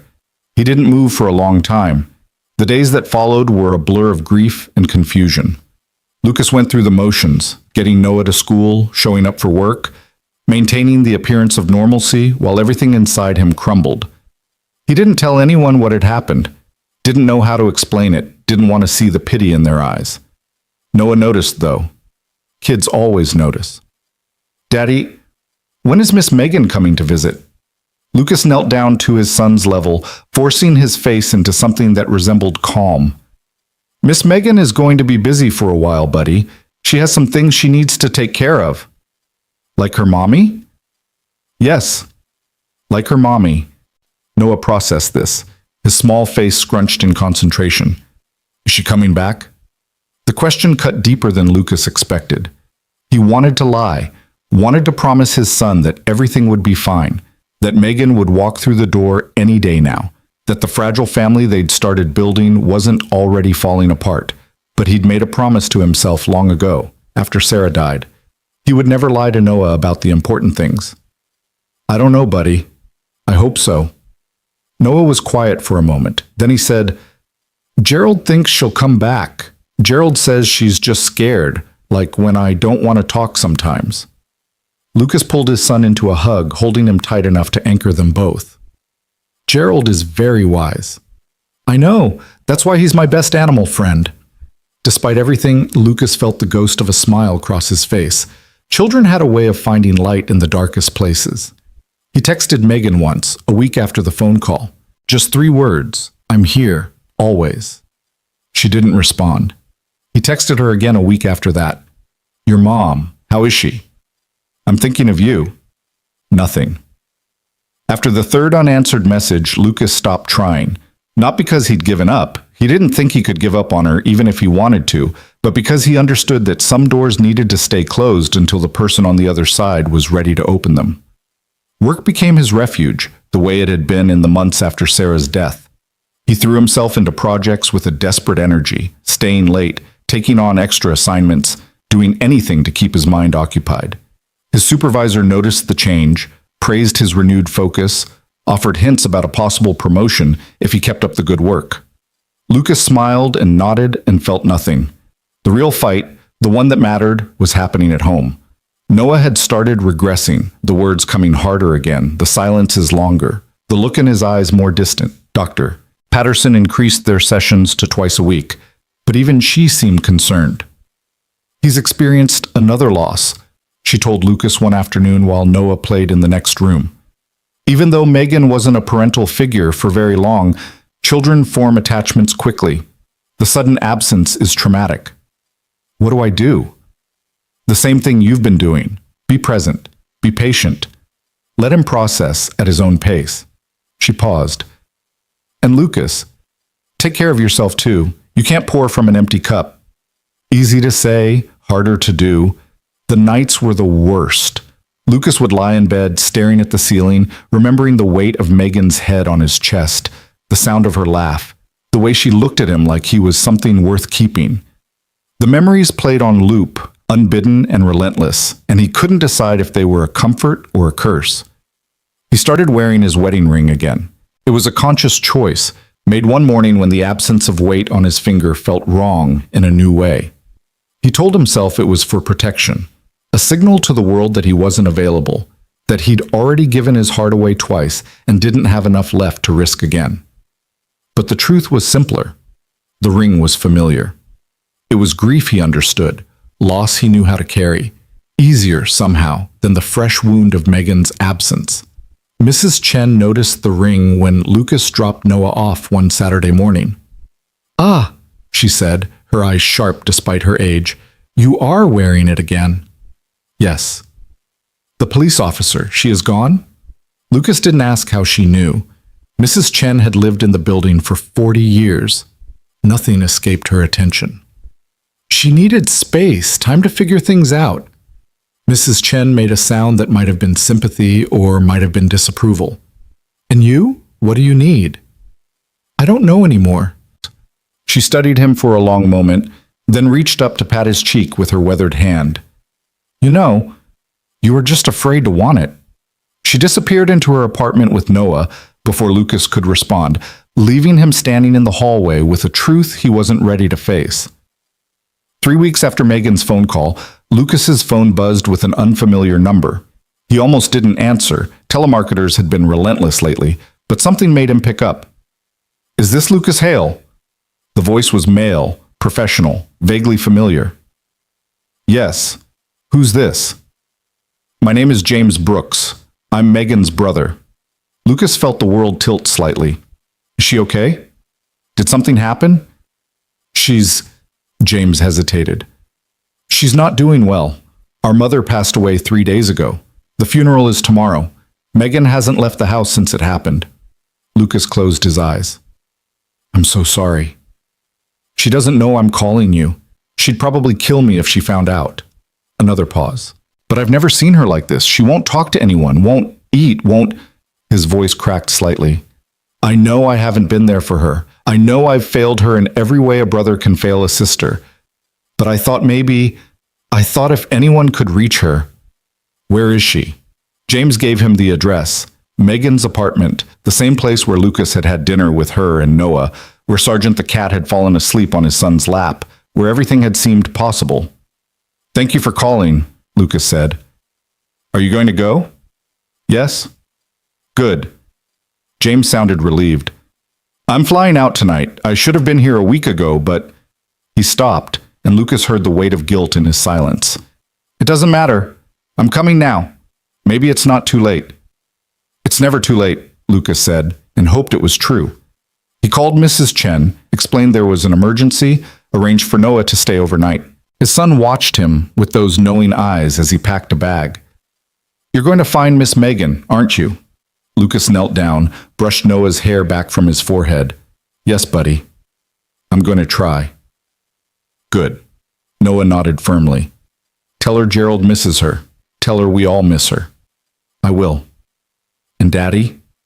Noah's small hand found Lucas's, squeezing tight. Don't let her stay scared. Scared is lonely. Lucas thought about all the times his son had gone silent, retreating into himself where no one could reach him. He thought about the courage it took to come back, to choose words when silence felt safer, to trust that the world would be gentle. You're very brave, you know that? I know. Noah smiled. You're brave too. That's why we're a team. Lucas held his son for a long moment, drawing strength from his small, steady presence. Then he kissed Noah's forehead, said goodbye to Mrs. Chen, and drove across town toward whatever waited for him at Megan's apartment. The building looked different in the dark. Lucas sat in his car for a long time, staring up at the window he knew was hers. The light was on, a soft yellow glow against the darkness, but there was no movement visible through the curtains. He thought about what he would say. Rehearsed speeches in his head, comforting words, declarations of love, promises that everything would be okay. But every version felt hollow, insufficient for the magnitude of what she was going through. In the end, he stopped thinking and just went. The buzzer felt cold under his finger. He pressed it once, twice, 3 times. No response. He was about to try again when a voice crackled through the intercom. Go away. Megan, it's Lucas. Silence. Then, who told you I was here? Does it matter? Yes, it matters. Her voice was flat, drained of everything that had once made it warm. I told you I needed space. I know, and I've given you space. But your mother died, and you're alone, and I couldn't... He stopped, pressed his forehead against the cold metal of the intercom. I couldn't just do nothing. What do you want from me, Lucas? Nothing. I don't want anything from you. He closed his eyes. I just want to be here. You don't have to talk to me, you don't have to let me in, but I needed you to know that someone cares, that someone is here, even if you don't want them to be. The intercom went silent. Lucas stood there in the dark, waiting, wondering if he should leave, wondering if coming here had been a mistake. Then the door buzzed open. Megan's apartment was a disaster. It was the first thing Lucas noticed when she opened the door. The contrast between the warm, lived-in space he remembered and this chaos of unwashed dishes, scattered papers, and half-empty takeout containers.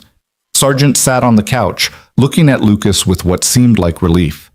Megan herself looked worse. She was wearing the same clothes she'd worn 3 weeks ago, Lucas realized. The faded blue sweater, now stained and wrinkled, over sweatpants that had seen better days. Her hair hung lank around her face, and her eyes were red-rimmed, hollow, like something essential had been scooped out of her. Don't, she said when she saw his expression. Don't look at me like that. Like what? Like I'm broken. Like you need to fix me. Lucas stepped inside, closed the door behind him. I'm not here to fix you. Then why are you here? Because I love you. Because your mother died and you're hurting, and you shouldn't have to hurt alone. He moved toward her, slowly, carefully, like approaching a wounded animal. And because Noah wanted me to tell you that Gerald misses you. Something flickered in Megan's eyes at the mention of Noah's name. Just a flash, quickly suppressed, but Lucas saw it. You shouldn't have come, she said, but her voice wavered. Probably not. I'm a mess. I know. I can't. I don't know how to do this, how to grieve, how to feel anything except this. She pressed her hands against her chest like she was trying to hold something in. This hollowness, like everything that made me a person just disappeared. I know that feeling. I felt it for 2 years after Sarah died. Megan looked at him, really looked, for the first time since he'd arrived. How did you survive it? I didn't. Not at first. Lucas took another step closer. I just existed, went through the motions, pretended to be alive until I started to believe it. He paused. And then I met you, and you showed me that survival wasn't enough, that there was something more waiting if I was brave enough to reach for it. I'm not brave. Yes, you are. You're the bravest person I know. Megan shook her head, tears spilling down her cheeks. I ran away from you. I ran away from the best thing that ever happened to me because I was scared. That's not brave. Sure it is. Lucas finally closed the distance between them, reaching out to take her hands. Being scared and doing it anyway, that's the definition of courage. You were scared, so you did what you thought you had to do to protect yourself, to protect me and Noah. That's not weakness. That's love. It doesn't feel like love. It feels like failure. Sometimes they feel the same. He squeezed her hands gently. But here's the thing about failure, Megan. It's not final. Not unless you let it be. She stared at him, and he watched the war play out across her face. The same war he'd seen before, hope fighting against fear, the desperate desire to believe fighting against years of disappointment. My mother is dead, she said, the words coming out small and broken. She's dead, and I never got to say goodbye. The last time I saw her, really saw her, when she actually knew who I was months ago, and I wasted it. I was stressed and distracted, and I barely paid attention, and now, her voice cracked. Now she's gone, and I'll never get that time back. Lucas pulled her into his arms. She resisted for just a moment, her body stiff, her hands pushing against his chest, and then she collapsed against him, her whole weight sagging as the grief finally found release. She cried like he'd never heard anyone cry before, great racking sobs that seemed to tear their way up from somewhere deep inside her. He held her through all of it. Didn't try to talk, didn't try to comfort, just let her fall apart in his arms while the apartment grew quiet around them. They stood like that for a long time. Finally, when the sobs had subsided to shaky breaths and occasional hiccups, Megan pulled back just enough to look at him. I'm sorry, she whispered, for pushing you away, for the things I said, don't apologize. I need to. I was scared and overwhelmed, and I took it out on you. That wasn't fair. Fair doesn't matter, not between us. Lucas brushed the hair back from her face, tucked it behind her ear. All that matters is what comes next. What if I don't know what comes next? Then we figure it out together. One day at a time. She was quiet for a moment, studying his face like she was searching for something. You really mean that, don't you? Even after everything. Even after everything. Why? It was the same question she'd asked him before, in the hospital waiting room, when she couldn't understand why anyone would choose to step into her disaster of a life. And Lucas gave her the same answer, because some truths bear repeating. Because I love you, because I choose you, because some things are worth fighting for even when they're hard, especially when they're hard. Megan's face crumpled again, but this time the tears looked different, softer, like something was healing instead of breaking. I love you too, she said. I never stopped. I know. I was so scared. I know. I thought if I let you in, if I let myself need you, I know. He kissed her forehead, gentle and warm. I know, Megan, and it's okay. We're okay. She leaned into him, and for a long moment, they just breathed together. The apartment was quiet around them, the chaos of grief fading into something that felt almost like peace. Stay, she said finally. Please. I don't want to be alone tonight. I'm not going anywhere. They ended up on the couch, Megan curled against Lucas's side, Sargent wedged between their feet. Lucas stayed awake long after she fell asleep, watching the rise and fall of her breathing, feeling the warmth of her body against his. He thought about everything that had led them here. The speeding ticket in the rain, the torn citation, the ice cream in the park, and the dinners and the late-night phone calls, the joy and the fear, and the terrible, wonderful vulnerability of letting someone see you at your worst. He thought about Sarah, and for the first time the thought didn't hurt. It felt instead like a blessing, like she had guided him here somehow, led him to this broken, beautiful woman who needed someone to love her the way she deserved. Take care of her, he imagined Sarah saying. Don't mess this up. I'll try, he promised. I'll try.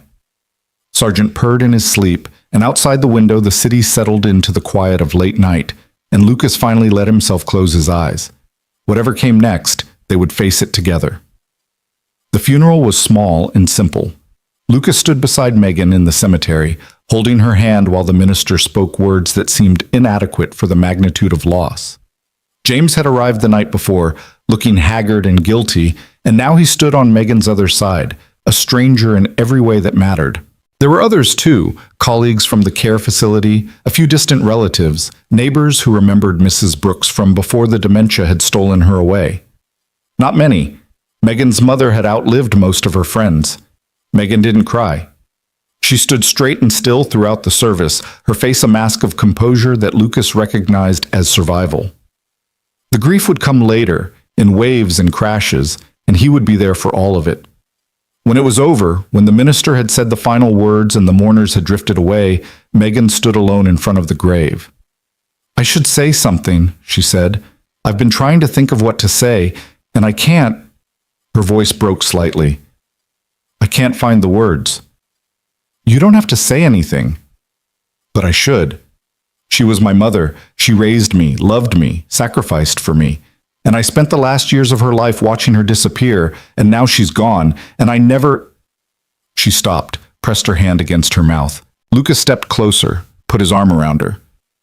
She knew you loved her. Did she? Some days she didn't even know who I was. That doesn't matter. Love isn't about recognition. It's about presence. He turned her gently to face the grave. You showed up, Megan. Every day, every crisis, every time she needed you, you showed up. That's love. That's what she felt, even when she couldn't name it. Megan was quiet for a long moment. Then she knelt down, touched the fresh earth covering her mother's casket. I'm sorry I wasn't better, she whispered. I'm sorry I got impatient and frustrated and tired. I'm sorry I sometimes wished it would just be over. Her voice cracked. But I'm glad I was there. I'm glad you weren't alone at the end, and I promise...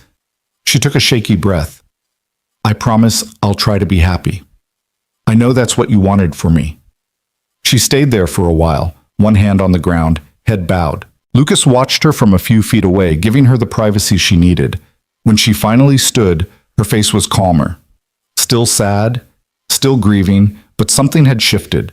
Some weight had been released. Okay, she said. I'm ready. Ready for what?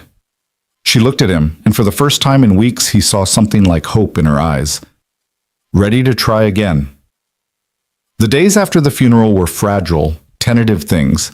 Megan started to eat again, small meals at first, sometimes just crackers and tea, but it was something. She showered, changed her clothes, let Lucas help her clean the apartment while Sargent watched with feline approval. James stayed for 3 days, then flew back to Seattle with promises to visit more often. Megan watched him go with something that looked less like anger and more like acceptance. He's trying, she said after his car had disappeared down the street.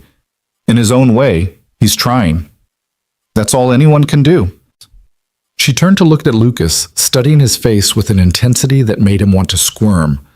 I want to see Noah. Lucas felt his heart lift. Yeah? Yeah, I miss him. I miss his stories and his drawings and the way he makes Gerald talk in different voices. She paused. I miss being part of something bigger than myself. He misses you too. He asks about you every day. I'm sorry. I'm sorry I hurt him. He's resilient. Kids bounce back. Lucas took her hand. But he'd bounce higher if he knew you were coming back. They drove to Lucas's apartment together that evening. Noah was in the living room when they arrived, sitting on the floor with Gerald, making the elephant dance to music only he could hear. He looked up at the sound of the door, and Lucas watched his son's face transform from curiosity to recognition to pure, incandescent joy. Miss Megan!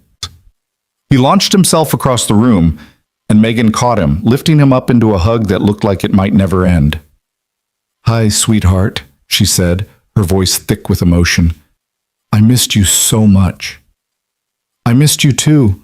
Gerald missed you. Daddy missed you, but he pretended not to because grown-ups are weird about feelings. Megan laughed, a real laugh, surprised out of her, and looked at Lucas over Noah's head. Is that so? I have no idea what he's talking about. Uh-huh. She smiled, and it was like watching the sun come out after a storm. Sure you don't. Noah squirmed in her arms, demanding to be set down so he could show her all the drawings he'd made while she was gone. There were dozens of them. Megan in her police uniform, Megan with Sergeant, Megan and Lucas and Noah and Gerald all together in what appeared to be a rocket ship. That's us going to the moon, Noah explained seriously. Because you said your mommy is a star now, like my mommy, and I thought maybe they're on the same star and we could visit. Megan's eyes filled with tears, and she pulled Noah into another hug. That's the most beautiful thing anyone has ever said to me. Gerald helped me think of it. Then Gerald is a genius. Lucas stood in the doorway of the living room, watching them, and felt something click into place in his chest. This was what he'd been missing. Not just romance, not just companionship, but this, a family, messy and imperfect, and built from broken pieces that somehow fit together. He thought about Sarah again, and this time he could almost hear her voice. Look at what you built, she seemed to say. Look at what we made possible. I wish you were here, he thought back. I wish you could see him, see us. I am, she answered. I always am. Lucas wiped his eyes quickly before Noah or Megan could notice and went to join his family. That night, after Noah had fallen asleep with Gerald tucked under his arm, Lucas and Megan sat on the couch in the quiet. I'm scared, she said softly. I'm still so scared. I know, me too. What if I hurt you again? What if I can't handle the pressure and I run? Lucas considered the question seriously. Then you run, and I wait, and eventually you come back, or you don't, and I figure out how to survive that too. He took her hand. But here's what I've learned, Megan. The fear doesn't go away. Not ever. It just gets smaller, quieter, easier to live with. And the only way to make it smaller is to keep choosing the thing that scares you. You make it sound simple. It is simple. It's just not easy. He turned to face her fully. I choose you. Every day, every complication, every hard conversation, I choose you. And all I'm asking is that you choose me back. Not perfectly, not fearlessly, just consistently, one day at a time. Megan was quiet for a long moment. Then she leaned forward and kissed him, soft, slow, full of everything she couldn't say out loud. One day at a time, she repeated against his lips. I can do that. Then we're going to be okay. You think so? Lucas thought about everything they'd been through, the traffic stop in the rain, the hospital waiting rooms, the grief and the fear and the terrible, wonderful vulnerability of learning to love again. Yeah, he said. I really do. Megan smiled and curled against his side, and the night settled around them like a blanket. Tomorrow would bring its own challenges. The world would keep spinning, keep throwing obstacles in their path, keep testing their fragile new beginning. Lucas knew that. He wasn't naive enough to think that love alone could solve everything. But for the first time in a long time, he wasn't afraid of tomorrow. He had his son. He had this woman. He had a chance at something real, something lasting, something worth fighting for. And that was enough. That was more than enough. That was everything. The peace they had found was real, but it was also fragile, and both of them knew it. In the weeks following their reconciliation, Lucas and Megan moved carefully around each other, like two people learning to dance after a long time apart. The old rhythms were still there, the late-night conversations, the shared laughter, the way their bodies fit together on the couch while Noah slept. But there was a new awareness underneath it all. A recognition that what they had could be lost, and that protecting it would require more than just love. It would require work. Megan returned to her job 3 weeks after her mother's funeral, easing back into patrol shifts that left her exhausted but strangely grateful. The routine helped, she told Lucas. The structure. The reminder that the world kept spinning even when your own had stopped. I forgot how much I need this, she said one evening, still in her uniform, badge glinting under the kitchen light. The job, the purpose, something bigger than my own problems. I'm glad you have it back. Me too. She She paused, something flickering across her face. But it's going to be hard. The shifts, the unpredictability. I don't want you to feel like I'm disappearing again. Lucas crossed the kitchen to where she stood, pulled her into his arms despite the stiff fabric of her uniform. You're not disappearing. You're living. There's a difference. Is there? Yes. Disappearing is what you did before, cutting off, running away, pushing me out. This is just you having a life, having commitments outside of us. I can handle that. He pulled back enough to look at her. I want you to have that. I don't want to be your whole world, Megan. I want to be part of your world. A good part, but not the only part. She studied his face, searching for something. Most men would want to be everything. Most men haven't lost what I've lost. I know what happens when you build your entire life around one person. His voice softened. When Sarah died, I had nothing left. Nothing except Noah. I can't do that again. Can't be someone's everything. Can't make someone my everything. It's not healthy. For either of us. Megan was quiet for a moment. Then she said, my therapist used to tell me the same thing, back when I could afford one. Maybe you should find another one. Maybe. She smiled slightly. Maybe we both should. It was a conversation they would have again in different forms over the following months. The ongoing negotiation of two wounded people trying to build something healthy from the wreckage of their pasts. Some days it was easy. The natural chemistry between them, the way their rhythms aligned, the simple pleasure of sharing space with someone who understood you. Those things carried them through the mundane challenges. Who was cooking dinner? Who was picking up Noah from school? Who had remembered to buy milk? Other days were harder. Megan's grief came in waves, unpredictable and overwhelming.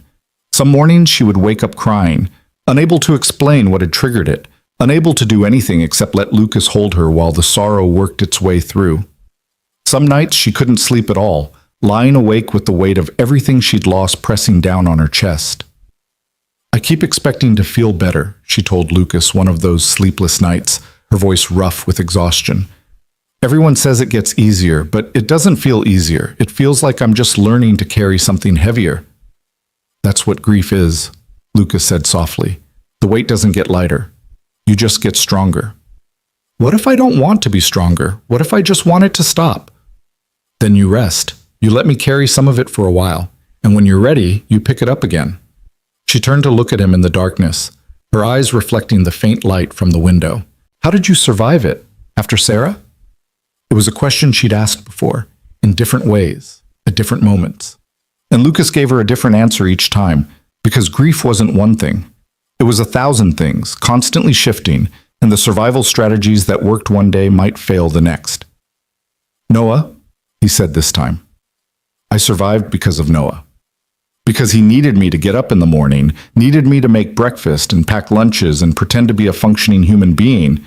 Some days the only thing that got me out of bed was knowing that if I didn't, he would be alone. And that was enough? It had to be. There wasn't anything else. He paused, considering. But it wasn't really living. It was just existing, going through the motions. I told myself I was doing it for him, but I think part of me was just waiting to die. Not actively. I never thought about hurting myself or anything like that. I just didn't see the point in building anything new, in hoping for anything, in wanting. What changed? Lucas smiled in the darkness. You. You changed everything. Megan was quiet for a long moment. Then she said, I'm glad I pulled you over. Me too. Even if you did scare the hell out of me. I was pretty intimidating. You were terrifying, all that authority and competence. I was convinced you were going to arrest me for being a mess. She laughed, a real laugh, surprised out of her, and the sound was like sunlight breaking through clouds. You weren't that bad. I was wearing yesterday's shirt. I hadn't shaved in 3 days, and I'm pretty sure there was oatmeal in my hair. Okay, you were pretty bad. She laughed again, and then she kissed him. And for a little while, the grief receded enough to let something else through.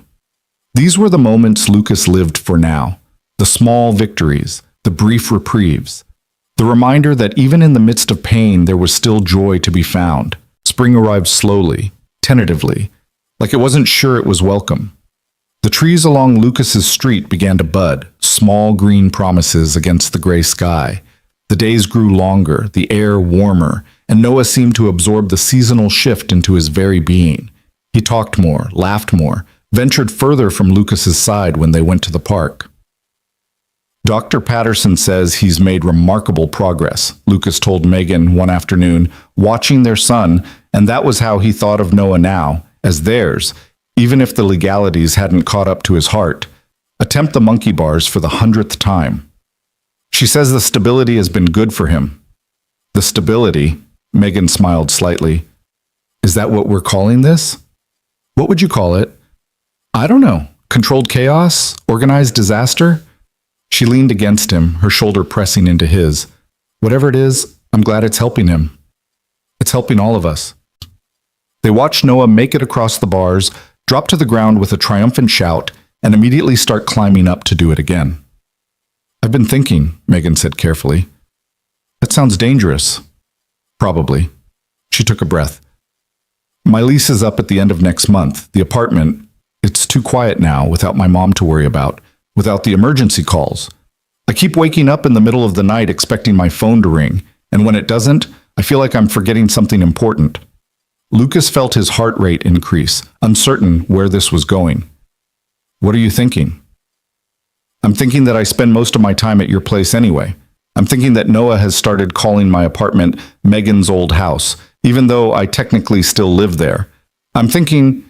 She stopped, turned to face him. I'm thinking that maybe it's time to make this official. If you want that. If you're ready. Lucas stared at her. Are you asking to move in with me? I'm asking if you'd consider it. If it's not too fast, too much, too... He kissed her before she could finish the sentence. It was a long kiss, thorough and deliberate, and when he finally pulled back, Megan's cheeks were flushed and her eyes were bright. I'll take that as a yes, she said. That's a yes. That's a definitely, absolutely, without question, yes. Even though my schedule is insane and I'll probably wake you up at weird hours and sergeant sheds everywhere. Even though all of those things. Lucas cupped her face in his hands. I want to wake up next to you every morning. I want Noah to see you at the breakfast table. I want to build a life with you, a real life, not this half-in, half-out thing we've been doing. I want all of it. Megan's eyes filled with tears. Happy ones, Lucas could tell by now. I want that too. Then let's do it. They told Noah that evening, sitting around the dinner table with spaghetti and garlic bread and the kind of nervous energy that accompanies big announcements. Buddy, we have something to tell you, Lucas began. Noah looked up from his spaghetti, sauce smeared across his chin. Is it about Miss Megan moving in? Because I already know that. Lucas exchanged a glance with Megan. How do you already know that? Because her toothbrush is in our bathroom and her clothes are in your closet and Sergeant has his own food bowl in the kitchen. Noah shrugged. That's what moving in means, right? Megan laughed, that surprised laugh that Lucas loved. When did you get so smart? I've always been smart. Gerald says it's my best quality. Gerald is absolutely right. Noah considered this for a moment, then looked at Lucas with sudden seriousness. Does this mean Miss Megan is going to be my mom now? The question hung in the air, heavy with implications neither adult had fully prepared for. Lucas felt Megan tense beside him, felt the weight of the moment pressing down on both of them. What do you think about that, buddy? Lucas asked carefully. How would you feel if Miss Megan was more like family? Noah was quiet for a long time, long enough that Lucas started to worry. Then the boy said, in a small voice, My first mommy is still my mommy, right? Even if she's a star now? Of course. Lucas reached across the table to take his son's hand. She'll always be your mommy. Nothing can ever change that. Okay. Noah nodded, apparently satisfied. Then I think it would be okay if Miss Megan was my other mommy, like how some kids have two grandmas. I could have two mommies, one who's a star and one who's here. Megan made a sound that was somewhere between a laugh and a sob. Would that be okay with you, Noah? Calling me your other mommy? I think so. Noah tilted his head, considering.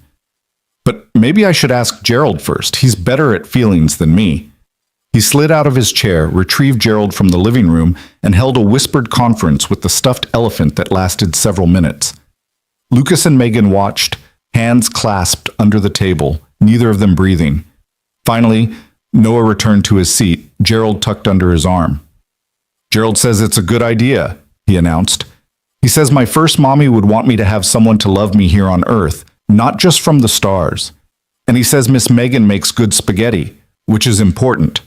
Megan laughed through her tears. I'm glad Gerald approves of my spaghetti. Me too. Noah returned to his dinner, apparently considering the matter settled. Can I have more garlic bread?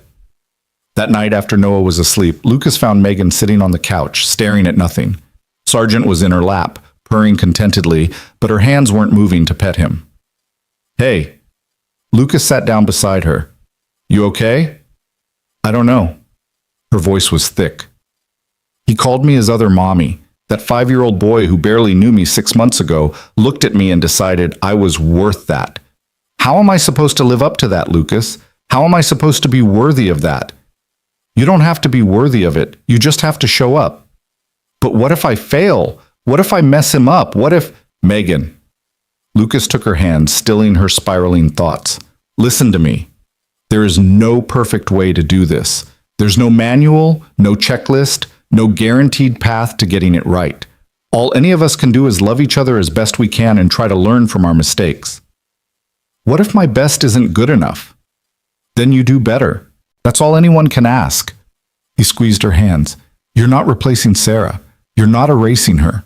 You're adding to what Noah has, not taking anything away. He knows that. I know that. And someday, when you believe it too, this will feel less terrifying. Megan was quiet for a long moment. Then she said, I never thought I'd have this. A family, a child, someone who needed me in a way that wasn't about sickness or obligation.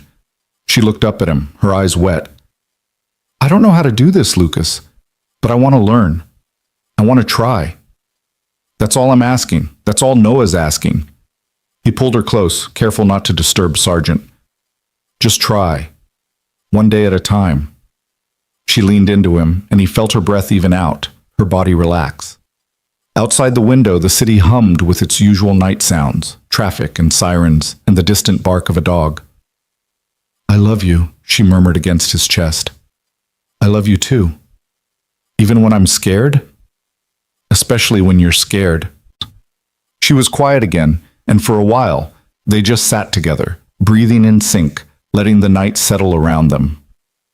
I should probably tell my brother, Megan said eventually, about moving in, about all of this.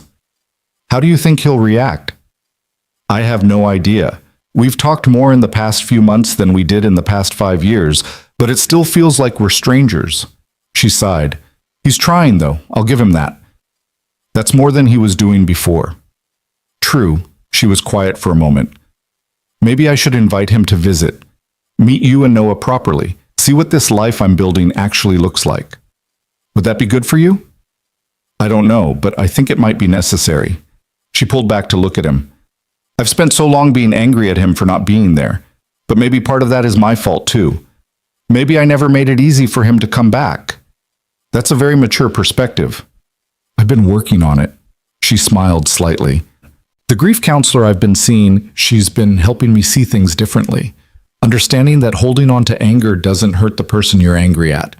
It just hurts you. Lucas felt a warmth spread through his chest. I'm proud of you. For what? Going to therapy like a functional adult?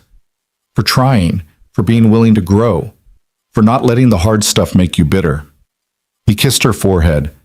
You're doing the work, Megan. That's not nothing. It feels like nothing sometimes.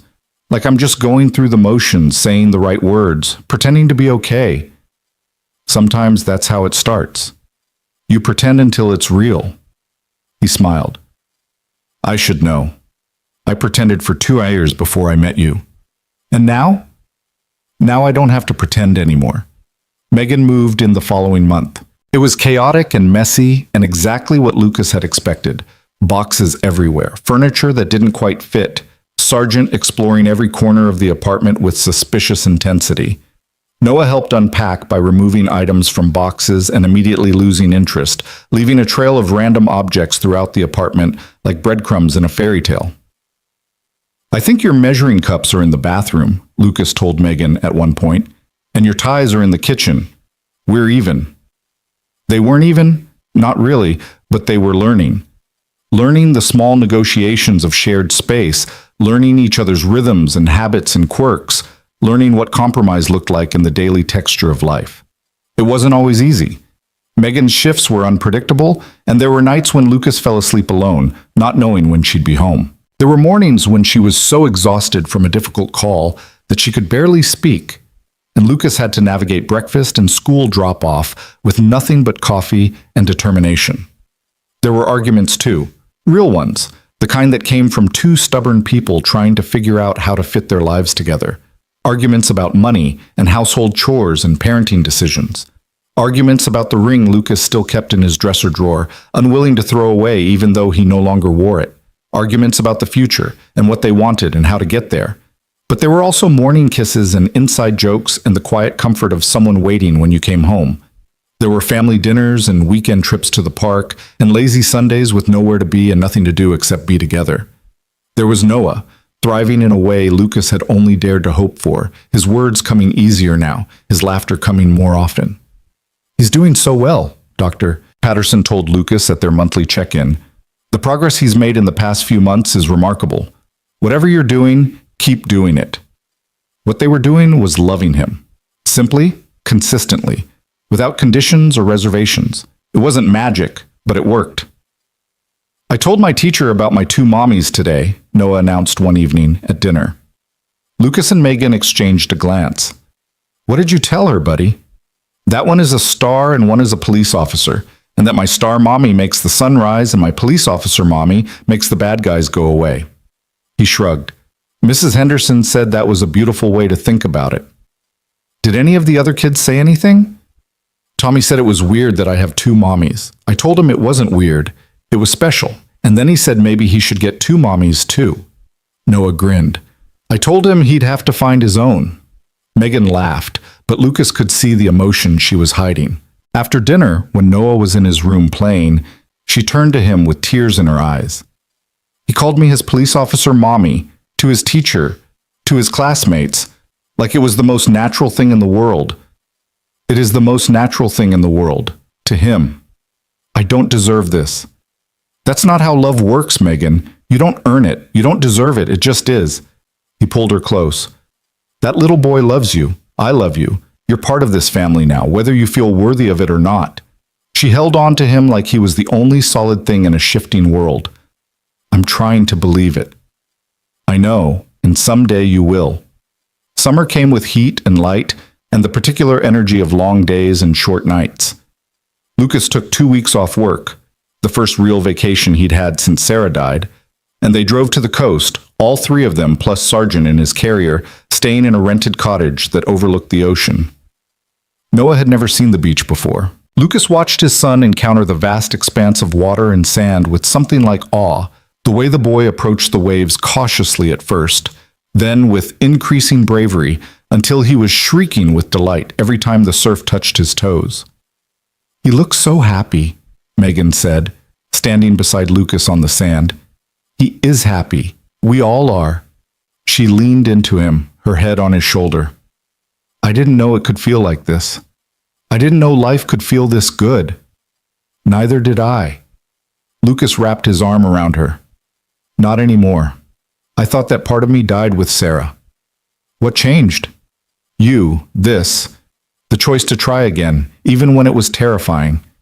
He paused, watching Noah build a sandcastle that kept collapsing against the tide. "Sarah used to say that happiness wasn't a destination, it was a direction. I never really understood what she meant until now." "What do you think she meant?" "That you don't arrive at happiness and stay there forever. It's not a place you reach and then stop moving. It's a direction you choose over and over every day. Sometimes you veer off course, sometimes you get lost. But as long as you keep choosing that direction, keep pointing yourself toward joy instead of despair, that's happiness. That's all it is." Megan was quiet for a moment, then she said, "I think Sarah was very wise." "She was. Wiser than me most of the time. I wish I could have known her." "Me too." Lucas smiled slightly. "She would have liked you. You're both stubborn as hell." Megan laughed. I'll take that as a compliment. It is one. They stood together in the sunshine, watching Noah play, and Lucas felt something settle in his chest. A sense of rightness, of peace, of being exactly where he was supposed to be. The past was still there. Sarah's memory, the grief that would never fully fade, the scars that both he and Megan carried. But the past didn't define them anymore. It was part of them, woven into who they were, but it didn't control them. They had chosen a direction, and they were going to keep choosing it together for as long as they could. Daddy! Megan, come look! Noah was waving frantically from the water's edge, pointing at something in the sand. They walked over to find him crouched beside a tide pool, staring in wonder at a tiny crab that had gotten trapped when the water receded. Can we keep it? Noah asked. Can it be our beach pet? The ocean is his home, buddy. He'd miss his family if we took him away. Noah considered this seriously. But what if his family is looking for him? What if he's lost? Then he'll find his way back when the tide comes in. The ocean always brings everyone home eventually. Noah nodded, apparently satisfied with this explanation. Okay, but I'm going to watch him until the water comes back to make sure he's okay. That's very kind of you. They sat there together, all three of them, watching over a tiny crab in a tide pool, waiting for the ocean to reclaim what was hers. And when the wave finally came, washing the crab back to sea, Noah cheered like he'd personally saved a life. He made it! He shouted. He's going home! Lucas looked at Megan, saw his own emotion reflected in her eyes. Such a small moment. Such a simple thing. And yet it contained everything. Love, hope, the fragile beauty of living in a world where loss was inevitable, but connection was still possible. Thank you, he said quietly. For what? For being here. For choosing this. For choosing us. Megan took his hand, squeezed tight. I didn't choose this, Lucas. It chose me. The day I pulled you over in the rain, I didn't know it then, but my life changed in that moment. You changed me. Noah changed me. This family changed me. For better or worse? Definitely better. She smiled.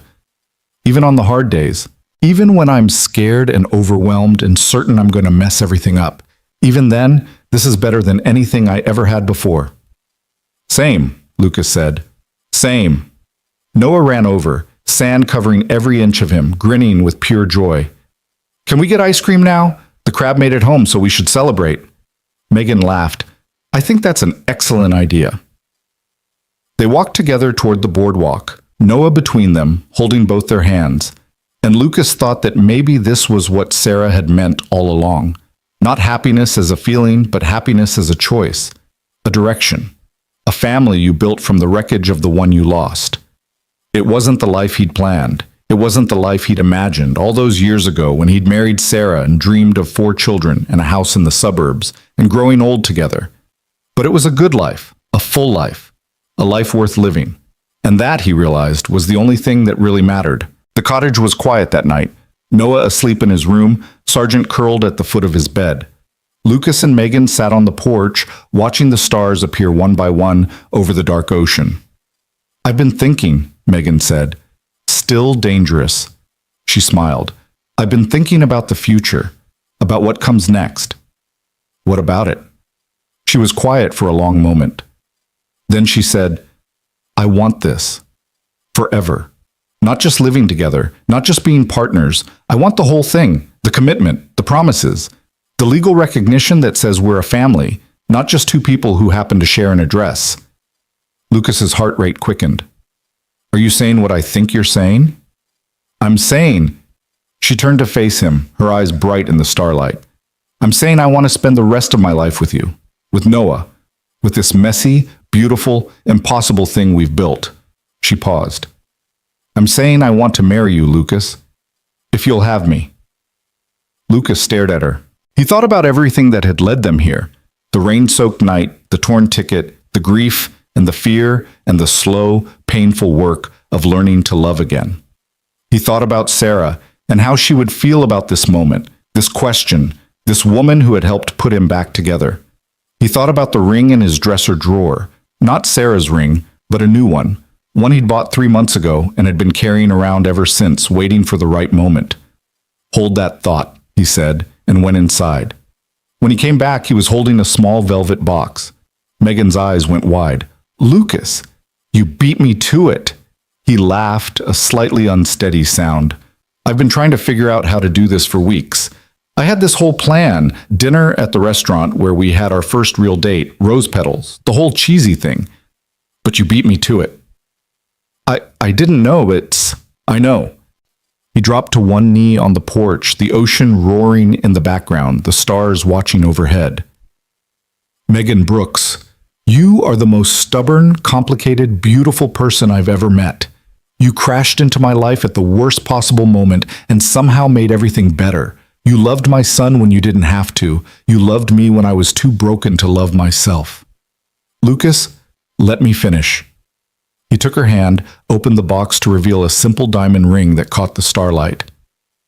I want to spend the rest of my life with you. I want to wake up next to you every morning and fall asleep next to you every night. I want to fight with you about stupid things and make up in the kitchen while Noah pretends to be grossed out. I want everything, Megan, the good and the bad, and all the messy stuff in between. Will you marry me? Megan was crying now, happy tears, the kind that spilled down her cheeks like rain. Yes, she said. Yes, absolutely yes. He slid the ring onto her finger, and it fit perfectly, like it had been waiting for her all along.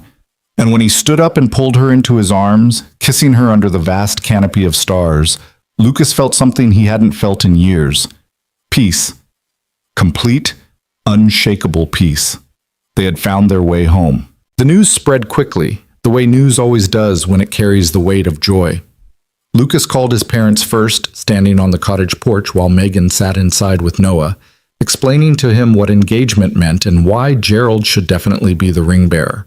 His mother answered on the second ring, and the moment he said the words, she started crying, the good kind of crying, the kind that had been missing from her voice for over 2 years. Oh, Lucas, she said, her voice thick with emotion. Oh, sweetheart, I'm so happy for you. We both are. His father's voice came through in the background, gruff but warm. Tell him we're proud of him. Tell him Sarah would be proud too. Lucas felt his throat tighten. Thanks, Dad. When do we get to meet her? This Megan? You've told us bits and pieces, but I want to see the woman who brought my son back to life. Soon. We'll come visit soon. They talked for another 20 minutes, about wedding plans that didn't exist yet, about Noah's progress, about all the small updates that accumulate between phone calls. And when Lucas finally hung up, he felt something shift in his chest. A loosening. A release. He wasn't just surviving anymore. He was living. And his parents could hear it in his voice. Megan's call to James was harder. Lucas listened from the kitchen, giving her privacy while staying close enough to offer support if she needed it. Her voice was careful, measured, the way it always got when she talked to her brother, protective walls built from years of disappointment. I'm getting married, she said, to Lucas, the man I told you about. Silence on the other end, long enough that Lucas wondered if James had hung up. Then, that's wonderful, Megan. I'm happy for you. Really. Are you? Yes. James's voice was quiet, serious. I know I haven't been there for you. I know I've failed you in ways I can never make up for. But I'm glad you found someone. I'm glad you're not alone anymore. I was never alone, James. I just felt like I was. Megan paused and Lucas could hear the struggle in her breathing. Mom's funeral, when you came, I realized something. I'd been so angry at you for so long that I forgot what it felt like to have a brother, and I don't want to feel that way anymore. I don't want to carry that anger into my marriage, into my new family. What are you saying? I'm saying I want to try, to have a real relationship, not just birthday cards and holiday phone calls, but something real. Her voice cracked slightly. I'm saying I want you to come to the wedding as my brother, as someone who matters. The silence that followed was different this time, weighted with emotion rather than absence. I'd like that, James said finally. I'd like that very much. When Megan hung up, she sat for a long moment, staring at nothing. Lucas came to sit beside her, not speaking, just present. "That was hard," she said eventually. "I know. But it felt right. Like maybe I've been holding on to something I should have let go of years ago." She looked at him, her eyes bright. "I don't want to be angry anymore, Lucas. I don't want to carry all that old pain into our future." "Then don't. Leave it here. Leave it in the past where it belongs." "Is it that simple?" "No, it takes work. But you've already started." He kissed her forehead. "I'm proud of you." She leaned into him and they sat together in the quiet cottage, listening to the distant sound of waves and Noah's chatter from the other room, where he was explaining to Gerald exactly how a ring bearer was supposed to walk. They decided on autumn for the wedding. It seemed fitting, a season of change, of letting go, of preparing for new beginnings.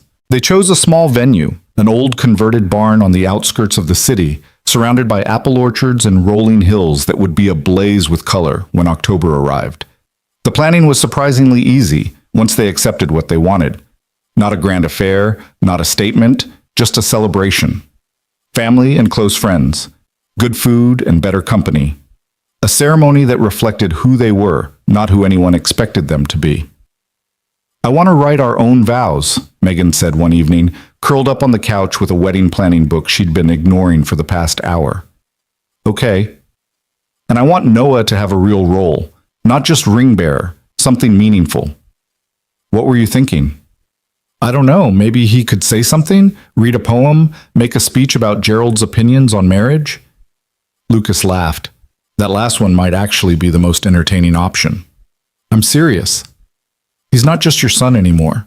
He's becoming mine too, and I want this wedding to reflect that, to show him that he's part of this, not just a witness to it." Lucas thought about this, about what it would mean to his son to stand up in front of everyone and be acknowledged as part of this new family. "I have an idea," he said slowly. "What if we let him decide? We could explain what the wedding means, tell him he can participate however he wants, and see what he comes up with. That's either brilliant or terrifying. Probably both." They asked Noah the next day, sitting at the kitchen table with the solemnity the occasion deserved. "We want you to be part of the wedding," Lucas explained. "Not just carrying the rings, but really part of it. And we thought we'd let you decide how you want to participate." Noah considered this with the gravity of a 5-year-old being offered important responsibility. "Can Gerald participate too?" "Of course." "And can I wear a cape?" Megan bit her lip to keep from laughing. "We can discuss the cape." "Okay," Noah nodded firmly. "Then I want to give a speech about how we became a family. Gerald and I have been working on it." Lucas and Megan exchanged a glance, surprised, touched, slightly terrified about what a 5-year-old's speech might contain. "That sounds wonderful, buddy. Do you want to practice it for us?" "Not yet. It's not ready. Gerald says the best speeches need time to marinate." "Marinate?" "That's what Mrs. Chen says about her chicken. Things taste better when they marinate." Lucas couldn't argue with that logic. The weeks leading up to the wedding were a blur of activity. Megan's dress was simple and elegant, ivory silk, tea-length, nothing like the elaborate gown she'd once imagined for herself as a young girl dreaming of some day. She'd let go of those expectations the same way she'd let go of so many others. This wasn't about fantasy. This was about reality, about choosing something that fit who she actually was. Lucas bought a new suit, dark blue, after Noah proclaimed that gray was boring and Gerald agreed. He found himself not minding the concession. There was something freeing about letting his 5-year-old influence his wedding attire. The guest list was small but significant. Lucas's parents flew in from Ohio, his mother fussing over Noah the moment she arrived, his father shaking Megan's hand with gruff approval. Mrs. Chen was invited, of course, looking delighted to be included in something beyond babysitting. A few of Lucas's colleagues from work, the ones who'd been kind during his hardest years, Dr. Patterson, who had done so much to help Noah heal. James arrived 3 days before the wedding, looking uncomfortable in a way that suggested he wasn't used to being anywhere he was actually wanted. He and Megan circled each other carefully at first, the old wounds still visible even as they tried to move past them. But something had shifted. Lucas could see it in the way they spoke to each other, not with the forced politeness of strangers, but with the tentative hope of people trying to rebuild. They went to dinner together, just the two of them, and came back 3 hours later with red eyes and something lighter in their shoulders. We talked, Megan told Lucas that night. Really talked. About Mom, about Dad, about all the years we wasted being angry at each other. How do you feel? Sad, relieved, hopeful. She paused. He apologized. Actually apologized, not just vague platitudes about being busy. He said he knew he'd failed me and that he wanted to do better. Do you believe him? I want to. And maybe that's enough for now. She smiled slightly. He asked if he could walk me down the aisle. Since Dad can't. Lucas felt his heart catch. What did you say? I said yes. It felt right. Like maybe this wedding isn't just about us starting something new. It's about healing the things that were broken. The morning of the wedding dawned clear and golden, autumn sunlight streaming through the windows of the cottage they'd rented for the weekend. Lucas woke early, unable to sleep, and found himself standing on the porch in his undershirt and pajama pants, watching the mist rise from the apple orchards below. The world felt suspended somehow, balanced on the edge of something momentous. Big day! He turned to find his father standing in the doorway, 2 cups of coffee in his hands. The older man walked over, handed one to Lucas, and stood beside him in comfortable silence. Nervous? His father asked eventually. No, strangely, no. Lucas took a sip of coffee. I thought I would be. The last time I stood in front of people and made promises like this, I was terrified. Not because I didn't love Sarah, but because the weight of it, the forever of it, felt enormous. And now? Now I know that forever isn't guaranteed, that you can make all the promises in the world and still lose everything in a heartbeat.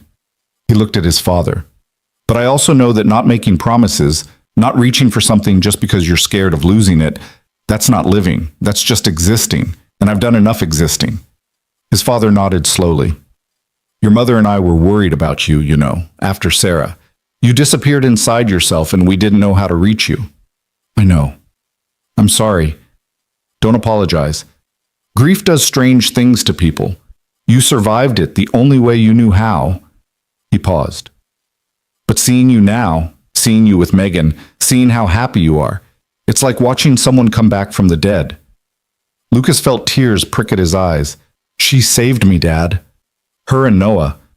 They pulled me back when I didn't think there was anything worth coming back to. Then you hold on to them, you fight for them, and you never forget how lucky you are. I won't. They stood together in the morning light, father and son, and Lucas felt the weight of everything that had led to this moment, the grief, the love, the slow, painful journey toward hope. Thank you, he said quietly. For what? For never giving up on me. For calling every Sunday even when I didn't want to talk. For being here now. His father smiled, the expression softening his weathered face. That's what family does. We show up, even when it's hard. Especially when it's hard. The ceremony began at 4 o'clock when the light was golden and soft. Lucas stood at the makeshift altar, a simple arch decorated with autumn leaves and white flowers, watching the assembled guests find their seats. Noah stood beside him, practically vibrating with excitement, Gerald clutched in his arms. The boy was wearing a tiny suit that matched Lucas's, complete with the cape he'd insisted on. It was purple velvet, and it was magnificent. Daddy? Noah whispered loudly. When is Megan coming? Gerald is getting nervous. Soon, buddy. Just a few more minutes. Okay. But tell Gerald it's going to be okay. He's worried he'll forget the rings. Lucas crouched down to his son's level. Gerald, you're going to do great. You're the best ring bearer any wedding has ever had. Gerald says thank you. He also says his cape is itchy. Before Lucas could respond, the music started. A simple acoustic version of a song Megan had chosen, something about coming home, and his attention was pulled to the end of the aisle. Megan appeared on James's arm, and Lucas forgot how to breathe. She was beautiful. Not in the polished, artificial way of magazines, but in a way that was entirely her own, strong and soft at once, her eyes bright with unshed tears, her smile tremulous but real. The ivory dress moved around her like water, and her dark hair was loose the way he loved it, decorated with tiny flowers that matched the arch. She walked toward him, each step deliberate, and Lucas could see everything that had brought them here.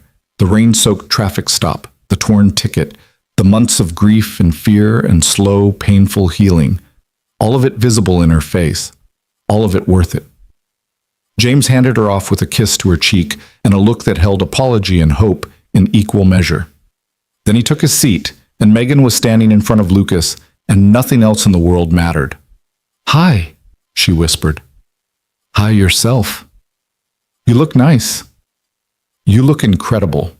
The officiant, a friend of Dr. Patterson's who had been recommended for her warmth, cleared her throat gently, and the ceremony began. They had chosen readings together, nothing traditional, just passages that meant something to them.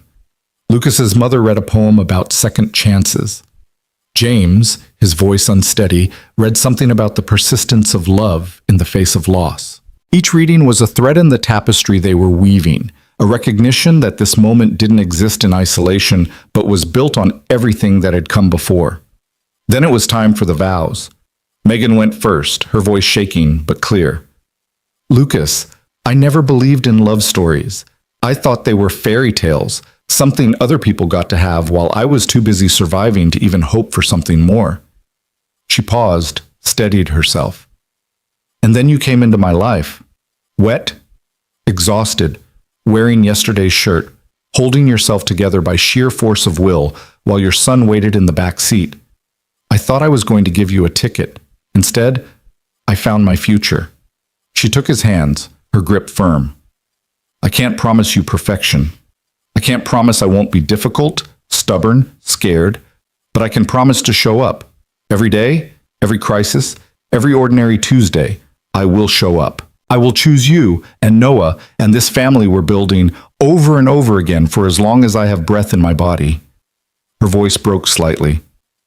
"I promise to honor Sarah's memory, to help Noah remember his first mother, to never try to replace what was lost, only to add to what remains.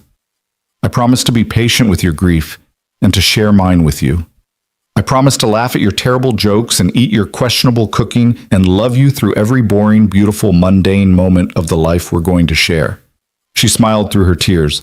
"I promise you forever, Lucas, or as close to it as any of us can get." Lucas had to take a moment before he could speak. The lump in his throat was almost painful. "Megan," he began, his voice rough. "2 years ago, I was a man waiting to die. Not actively, I wasn't going anywhere, but I'd stopped believing that life could offer me anything but grief. I went through the motions for Noah. I breathed because my body refused to stop, but I wasn't alive. Not really." He squeezed her hands. "And then you pulled me over, and you looked at me with those sharp eyes, and you saw something I'd forgotten was there. You saw possibility. You saw hope. And instead of giving me a ticket, you gave me a chance." His voice steadied as he found his rhythm. "I can't promise you a life without pain. I've learned that lesson already, the hard way. But I can promise you that whatever pain comes, we'll face it together. I can promise to hold you when you cry and to make you laugh when you need it. I can promise to support your work, your independence, your need to be more than just someone's wife or mother." He thought of Sarah, of the vows he'd made to her in another life, and felt not grief but gratitude. "I promise to love Noah with everything I have and to welcome you into his life, not as a replacement, but as an addition, as his other mommy, the one who catches bad guys and makes excellent spaghetti and lets Gerald have opinions about important matters." A ripple of laughter went through the guests. "I promise you my past, my present, and my future. I promise you the man I was, the man I am, and the man I'm still becoming. I promise you all of it, Megan. Every broken piece and every healed scar, every fear and every hope." He lifted her hand to his lips, kissed it gently. "I promise you forever, starting now." The rings were exchanged, Noah presenting them with solemn ceremony, Gerald supervising, and then the officiant was smiling and saying words that Lucas barely heard because he was too busy looking at Megan, at his wife, at the future standing right in front of him. "I now pronounce you husband and wife. You may kiss the bride." Lucas pulled her close and kissed her. Not the chaste kiss of ceremony, but a real kiss, a promise kiss, the kind that said everything words couldn't capture. The guests erupted in applause. Noah tugged at Lucas's jacket, demanding to be included in the hug. Sergeant, who had somehow escaped his carrier, wound around their ankles. And Lucas, surrounded by everyone he loved, felt something slot into place in his chest. Home. He was finally home. The reception was small and warm, held in the barn that had been strung with fairy lights and decorated with more autumn flowers. There was food and laughter, and the particular kind of joy that comes from people who have earned their happiness. Lucas danced with Megan, then with his mother, then with Mrs. Chen, who moved with surprising grace for her age. He watched James and Megan share a tentative conversation that ended with a real hug, something healing in the gesture. And then it was time for Noah's speech. The boy stood on a small platform that had been set up for toasts, Gerald tucked under his arm, cape flowing behind him like a tiny superhero. The guests quieted, curious about what a 5-year-old could possibly have to say. Noah cleared his throat importantly. Gerald and I have been working on this for a long time, he announced, so please listen carefully. He pulled a crumpled piece of paper from his pocket, his own handwriting laboriously practiced, and began to read. Once upon a time there was a daddy who was very sad. His name was Lucas, and he missed his wife Sarah, who went to live in the stars. He had a son named Noah, that's me, and they were a family of 2, which is still a family, but sometimes felt lonely. Lucas felt tears start to gather in his eyes. One rainy night, a police officer named Megan pulled Daddy over because he was driving too fast. Gerald says that was against the rules, but sometimes people break rules when they're hurting. Megan saw that Daddy was hurting, and instead of being mean, she was kind. That was the first magic. Noah looked up from his paper, making sure everyone was paying attention, then continued. After that, Daddy and Megan became friends. Then they became more than friends. And then Megan became my other mommy, which was the second magic. He paused, consulting with Gerald briefly. The third magic is today. Because today Daddy and Megan are getting married, which means we're a real family now. Not a family of 2, but a family of 4. Me, Daddy, Megan, and Gerald. Plus Sergeant, who is also family, even though he's a cat. A ripple of laughter went through the crowd. Gerald wanted me to tell everyone that being a family isn't about where you start. It's about where you end up. We started with sadness, and we ended up with love.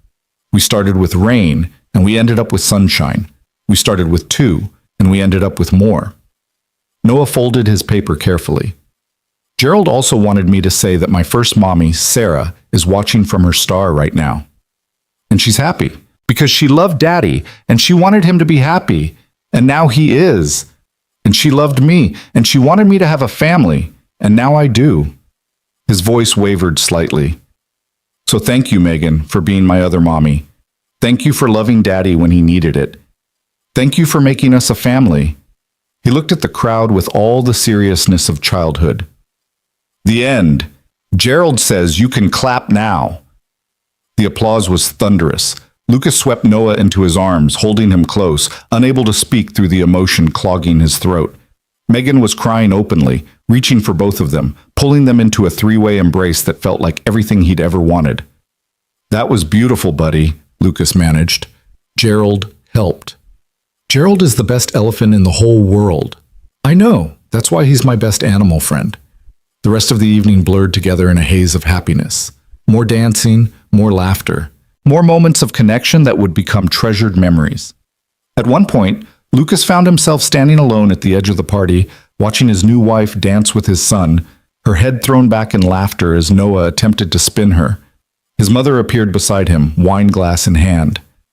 She's wonderful, she said simply. She is. And you're different than you were, lighter, like you finally put down something heavy you'd been carrying. Lucas nodded slowly. I think I did. Sarah would have approved, you know, of all of this. The mention of Sarah's name didn't hurt the way it used to. It felt instead like an acknowledgement, a recognition. I hope so. I know so. His mother touched his arm. She loved you, Lucas, fiercely, and she wanted you to be happy, not sad forever, not stuck in grief, but happy. She gestured at the scene before them. This would have made her so happy. Lucas felt something release in his chest. the last remnant of guilt he'd been carrying, the fear that moving forward was somehow a betrayal. "Thanks, Mom. Thank you for letting us be part of this, for coming back to life." She kissed his cheek and drifted away, and Lucas stood there for a long moment, watching his family, feeling the weight of gratitude.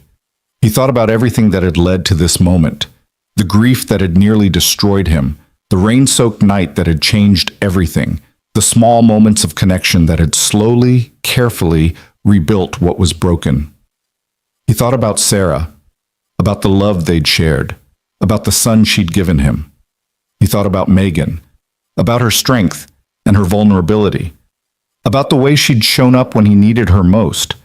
He thought about Noah, about the resilience of children, about the way his son had embraced change with a bravery that put most adults to shame. And he thought about the future, the ordinary days and the extraordinary moments that would fill the years to come, the challenges they would face, the joys they would share, the life they would build together, one day at a time.